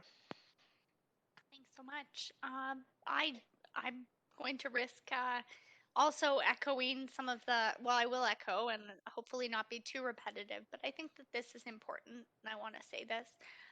Not only do I support this project, but I think that there are a number of key components that, you know, represent leadership in this project, and I hope that we will see this in projects moving forward. I hope that we will even see nonprofits that perhaps were timid and maybe unwilling to take the risk in moving forward with an application like this, you know, do so because of this project if it's approved tonight. And I think we're there from the comments that I've heard, but I think that it's really important for a number of reasons, and I'll try not to reiterate all of them, but definitely Indigenous housing and Indigenous-led housing and the culturally significant space is really important. I think that also, as we've heard tonight from people who represent the Indigenous community and are Indigenous, that this is a place that they feel will not only have meaning, but provide affordable housing and possibly even intergenerational living opportunities. It's extremely important. And, you know, to the Grandview Woodlands plan, I understand, you know, very well where the community sits. I remember very well being on council last term, you know, some of the struggles that it took to get to a plan that still might not be perfect. But I look at organizations like the Kettle that can't continue in the neighborhood, perhaps. And I don't think that we can afford to lose any more opportunities for affordable housing. For services, and I also think that we have made a commitment as a city of reconciliation, and we can talk about reconciliation. We've had a year of reconciliation, but if we truly want to be a city of reconciliation, we need to empower nonprofits. We need to empower Indigenous-led housing, and we need to do that in our actions, not only our words. So I think that this is very important. And lastly, on the childcare. I have been sitting as a representative for the City of Vancouver on the Housing Committee at Metro Vancouver. I had recently brought forward a motion on a project to include or consider including, instead of commercial or retail space, include childcare. And then that turned into asking staff to explore this in all of our developments, because affordable housing and childcare go hand in hand. And, you know, not to belabor it, but to echo some of the comments of my colleagues, I too, in fact, I wasn't on camera this evening because I had some childcare issues, and I was listening to every word. And I have to say, I think that co-locating childcare and housing is extremely important. It empowers people. It can be the difference between allowing people to live in our city or not. So having that along with a culturally significant space, empowering families to just have that extra assurance that there will be childcare close by and available to them, I think is very important. And then lastly, I think that it's also important to remember that these projects work because of a particular formula, and that's density. And I think that was very well said by Jill Aki tonight in her comments from BC Nonprofit Housing Association. So for those reasons, and more, but I won't go on further, I wholeheartedly support this project and will be voting in favor. Thank you. Thanks. I'm going to turn the chair over to Deputy Mayor Carr. If you could take the reins. Yeah, no problem. Mayor Stewart, and I see that you're on the speakers list. Would you like to go ahead to speak to this? Thank you very much. I think this will be my favorite yes vote of my time on council so far, because I see this as the future of Vancouver. It is densifying an area in a palatable way that needs some more density. It's keeping families together. It is a sustainable building. It is an integrated building. It's designed with the people who will be in it in mind. And most importantly for me, it is what reconciliation really looks like. And so I'm really really proud that I'll be able to vote yes for this and really congratulate the proponents and city staff for bringing this forward. It does comply with the Grandview Woodlands plan from what I can see, from what the staff have explained. It doesn't violate any premise. And in fact, this is really, I would suggest, what the plan was supposed to do, was to have leeway when we have fantastic projects like this. Um, I'm a little sad too. I think from what we've heard tonight that we've got a long way to go in terms of understanding what reconciliation really means. And I remember I used to sit on the Aboriginal Issues Committee in Ottawa. That's what it was called then, and it was all white guys sitting around making all the decisions about what happens with the Indian Act and whatnot. And then I remember when Romeo Saganash came and started sitting on the committee, and the entire tone of the discussions changed. The politics of presence is so important. And I think as a council, we do have to kind of keep that in mind as we go through um, what we're deciding here, is that the legacy of the colonial past is heavy, and we carry that burden, and we have to make sure that we're worthy of moving forward and living up to the standards we've set for ourselves. So I really hope this passes this evening. It sounds like it will, but I can't wait to see this blossom and be really the symbol of going forward in this city. So thank you so much to the proponents and staff and all who spoke this evening. And that's it for me. Okay, you can resume the chair. Thank you very much. And that's it, Council, for speakers. So we'll go to the vote.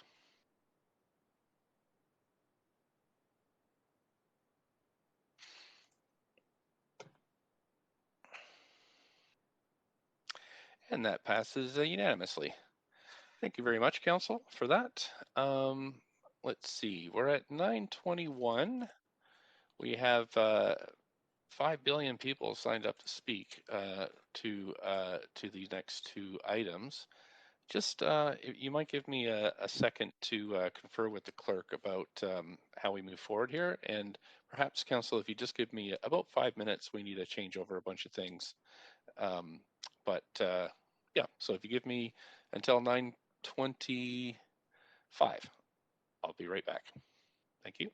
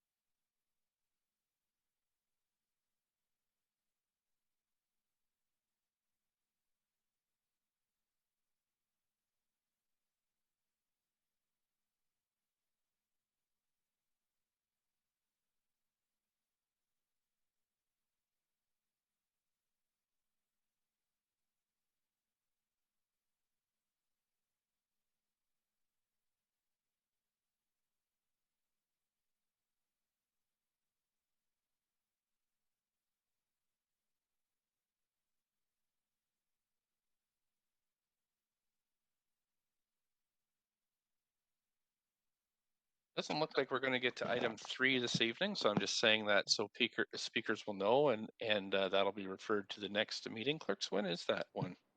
When is the next? So, it is the clerk here, Mayor Stewart, and the reserve date we have is Tuesday, February 16th, starting at 6 p.m. Okay, so if we could also tweet out and just let speakers know for item 3 that that will not happen this evening.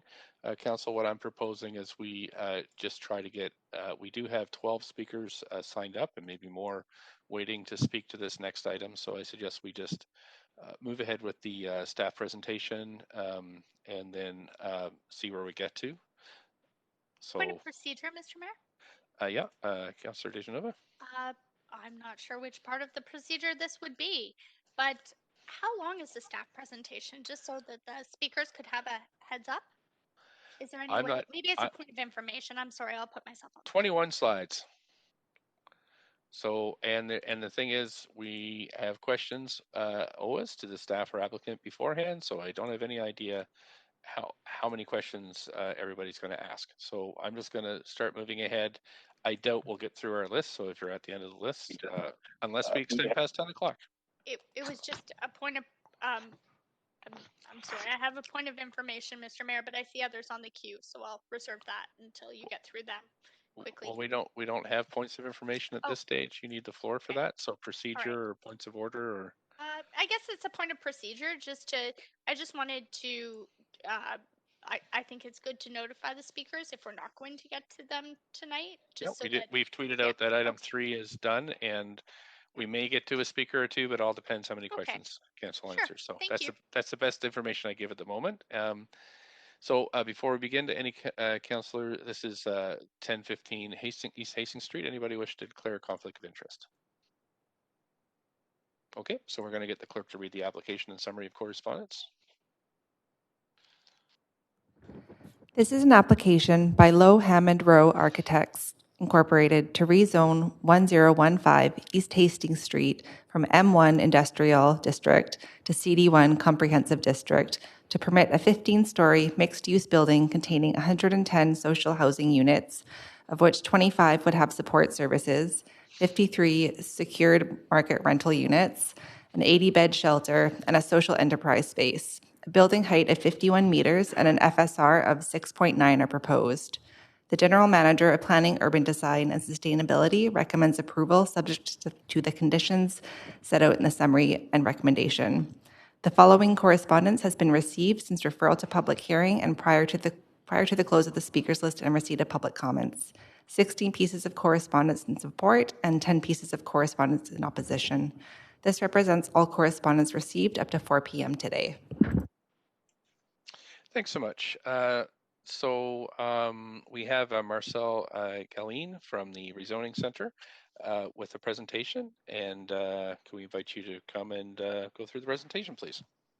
Sure, thank you. You can hear me okay? Sure can. Great. Good evening, Mayor and Council. My name is Marcel Galline, rezoning planner for this application at 1015 East Hastings Street, which proposes to rezone the site under the Downtown Eastside Plan. The site is a single parcel on the northwest corner of East Hastings Street and Glen Drive. The base zoning is M1 Industrial, as are sites to the east and south. To the north, it is zoned M2 Industrial. Both M1 and M2 zoning permit development up to 100 feet and an FSR of 5.0. Under this zoning, the area is comprised of older 1- and 2-story buildings with vacant land and surface parking. The property to the west was rezoned to CD1 in 2012 and permits maximum height of 120 feet and a density of 6.15 FSR. The development includes markets and non-market units, industrial flex space, and commercial uses at grade. The site is a vacant parcel that sits approximately 8 to 22 feet below grade and adjacent to the Hastings Street Viaduct. It is an irregular shape with the CN rail right-of-way along the western property line. The site abuts the viaduct and cross slopes approximately 22 feet from the southeast corner to the northwest corner. In this image, you will see the 12-story CD1 building located directly west of the proposed site. The property is comprised of one legal parcel with an area of nearly 23,000 square feet. Its approximate dimensions are 164 feet on Hastings Street and 122 feet on Glen Drive. The existing rail track is approximately 15 feet from the western property line and services the Port of Vancouver. A 16.5-foot dedication to CN rail infrastructure is required along the site's western property line, adjacent to an existing right-of-way.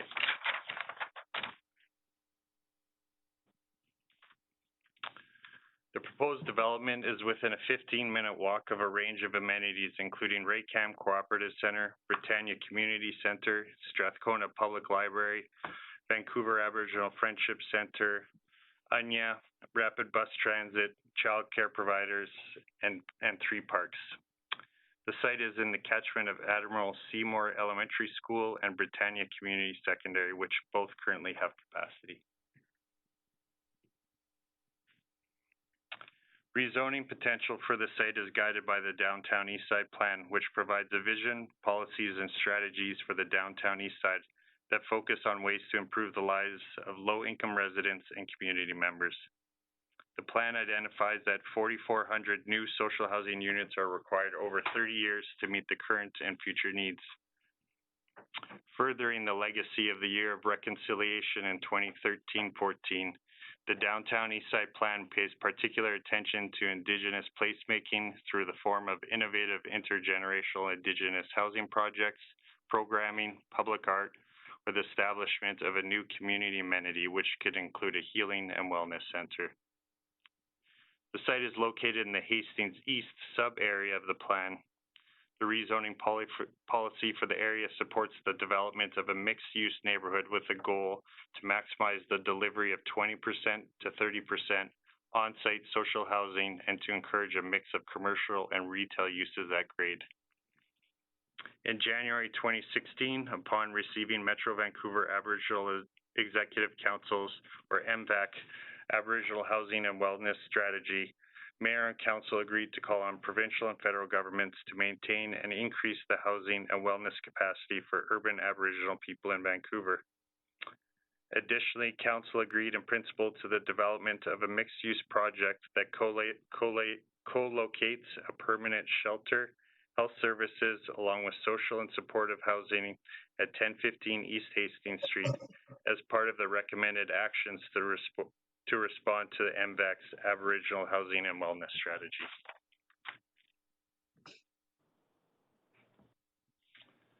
Built form policies for the sub-area along Hastings Street from Campbell Ave to Clark Drive prescribe a recommended height and density of 45 to 120 feet and a density of 2.5 to 6.0 FSR. However, the plan provides a broad height and density range for developments of up to 150 feet and an FSR of 7.0 depending on the site size, location, neighborhood, and urban design considerations for the provision of social housing through rezoning. This application meets the objectives of a Memorandum of Understanding signed in 2017 by the City of Vancouver and BC Housing. The MOU outlines the intentions to form a cooperative partnership with BC Housing through a ground lease and sets forth the basic business conditions for the site, including an Aboriginal shelter and social housing, including a supportive housing portion, as well as the potential for market rental housing. This proposal is to rezone the site from M1 to CD1 for a 15-story mixed-use building with 110 social housing units, of which 25 have support services, 53 secured market rental units, and an 80-bed shelter and social enterprise space. The building is comprised of 2 wings, a 15-story building that includes the social and supportive units and shelter. The other is 13 stories and includes the market rental building and social enterprise space that consists of a cafe and bistro. A floor area of approximately 158,000 square feet, density of 6.9 FSR, and height of 167 feet which is approximately 156 feet from the corner of Hastings Street and Glen Drive, are recommended. 3 levels of underground parking with 59 bicycle and 308 bicycle spaces are proposed. Vancouver Aboriginal Friendship Center Society will operate the social and supportive housing units, shelter, and social enterprise space. The market units will be subleased by BC Housing to a third party at completion to contribute to the cost of delivering the social housing units. The application was submitted to staff for review on June 26, 2020, under the short program. It has taken 7.5 months to bring to public hearing.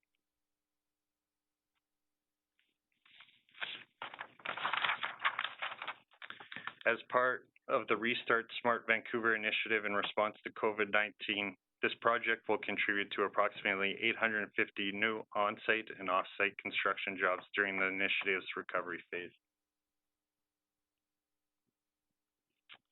The project was evaluated on the following criteria, including provision of units across the continuum for urban Indigenous people, site planning and context, building identity, and open space and views.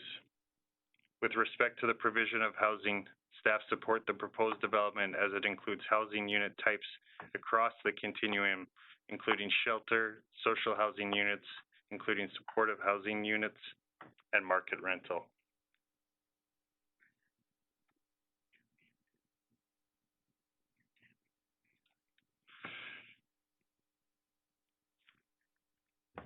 The proposed development responds appropriately to site constraints and context, including the railway, slope, and viaduct. To the west, the building is set back 5 meters from the CN Railway, and the majority of the residential units are positioned away from the rail line. The main entrance to the shelter and supportive housing is from the viaduct and adjacent to the private courtyard area. The social housing entrance is further east and set back from Hastings, adjacent to the cafe entrance. Off of Glen Drive are the entrances to the market rental and bike repair shop. Loading and parking are off the lane. With respect to building identity, the 2 wings' different heights, along with the rooftop amenity rooms, provided an alternative interpretation of the sawtooth roof profile, which helps create a distinct roof line. The social enterprise space at the Hastings Glen corner helps anchor the corner and will support activation of the intersection to become a future vibrant node. The bulk of the building is set back from the viaduct, providing a courtyard for shelter residents and supportive housing units. To help maintain views, the building is set back more than 60 feet from the Hastings Street property line, allowing for a wider aperture to the North Shore Mountains. Further, the courtyard along Hastings visually opens up the otherwise narrow sidewalk. This is a creative way to respond to the existing harsh conditions of the viaduct sidewalk and to lessen impacts on views. This project will exceed the city's definition of social housing, with a minimum of 67% of the units rented to households with incomes under the BC Housing Income Limits levels, or HILLS.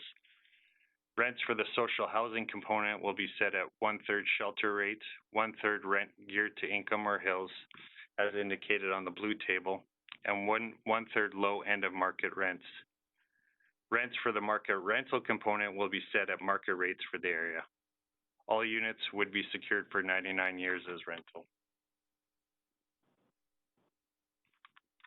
The project is eligible for the DCL waiver for the market rental units in the development at the owner's discretion. At this time, the applicant has not determined if they will be taking the DCL waiver. This slide demonstrates the average market rents for newer buildings on the east side in the blue column and the relative affordability of renting when compared to the costs of home ownership shown on the right-hand side in the red column.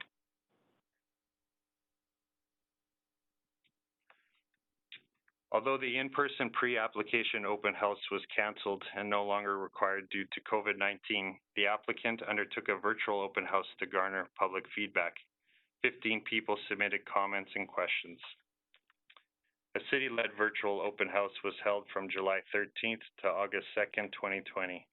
350 unique visitors viewed the Shape Your City webpage, 136 reviewed multiple documents, and 45 engaged individuals reviewed or submitted comment forms and questions. In total, staff received 60 pieces of feedback on the proposed development. Key themes of support included the provision of affordable housing, building design, rooftop amenity space, and neighborhood regeneration. Key themes of concern included security and privacy of residents in the area, location, specifically the concentration of social housing in the downtown east side, building height and density, and lack of parks in the area.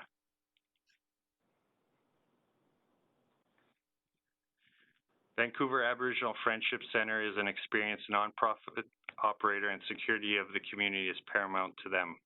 Their staff will undertake a number of measures to ensure the safety of both residents and neighbors, including regular morning walkabouts to ensure cleanliness and safety, participation in a community block watch program, and establishment of a community advisory committee with community partners to allow for residents' feedback. With respect to location and the provision of social housing in the downtown east side, should be noted more than half of the residents in the neighborhood are low income and dependent upon income support, pensions, as well as charitable and social services. As a result, an objective of the plan is to provide a range of social and affordable housing for the homeless and other low and moderate income singles and families. Further, the Hastings East sub-area identifies between Heatley Avenue and Clark Drive as largely underdeveloped, with the potential to contribute significant housing capacity of mixed tenure. The plan supports the creation of social housing in the neighborhood. The proposed uses, site size, location, and neighborhood context support the proposed additional density and height. The building directly west at 955 East Hastings is 12 stories, providing a taller context. With respect to parks, the site is located within 800-meter radius of 3 parks, including McLean Park, Strathcona Park, and Woodland Park. In summary, staff recommends approval of this application to rezone the site from M1 to CD1 at 1015 East Hastings Street, subject to the conditions outlined in Appendix B, as it meets the intent of the Downtown Eastside Plan, responds to Metro Vancouver Aboriginal Executive Council's call to action for Indigenous housing and wellness, and aligns with the MOU between the city and BC Housing for this site. If approved, this application would contribute to the Housing Vancouver strategy by providing a combined 163 new social, supportive, and market rental housing units, in addition to an 80-bed shelter and social enterprise space. Staff and the applicant team are available to answer any questions. Thank you. Thanks so much. Oh, I kind of, folks may want to go on mute. Sorry, just got a note from the clerk here. Okay, we are going now to, we are at quarter to 10, council, and I guess we should probably figure out if we're going to extend past 10 o'clock or not. We do have 12 folks on the speakers list, and the way this is going, that's an hour without questions. So I'd just like to inform you that I have a 7 a.m. meeting tomorrow after a 7 a.m. meeting today. So I'm not inclined to go past 10 o'clock, but would like to let speakers know. Mr. Mayor, yep. I'm not on the speakers. I'm on the speakers queue, but I'm not sure if that's a holdover. So if I may, I was prepared to move a motion to recess in hopes also that we could maybe, I'm prepared to send some questions into staff that might expedite questions to staff. I'm not sure if others might want to do the same, but perhaps it might go faster next time around. I know everyone still has the option to ask questions. Sure. So a motion to recess? And come back at our scheduled reserve date, and maybe, sure. Mr. Mayor, as I bring up my calendar, you can remind me as to what that is, and that would be my clerks. motion, if that's okay. That would be Tuesday, February 16th at 6 p.m. Yes. So we have a motion to recess until then. Okay, thanks. Do we have a seconder for that?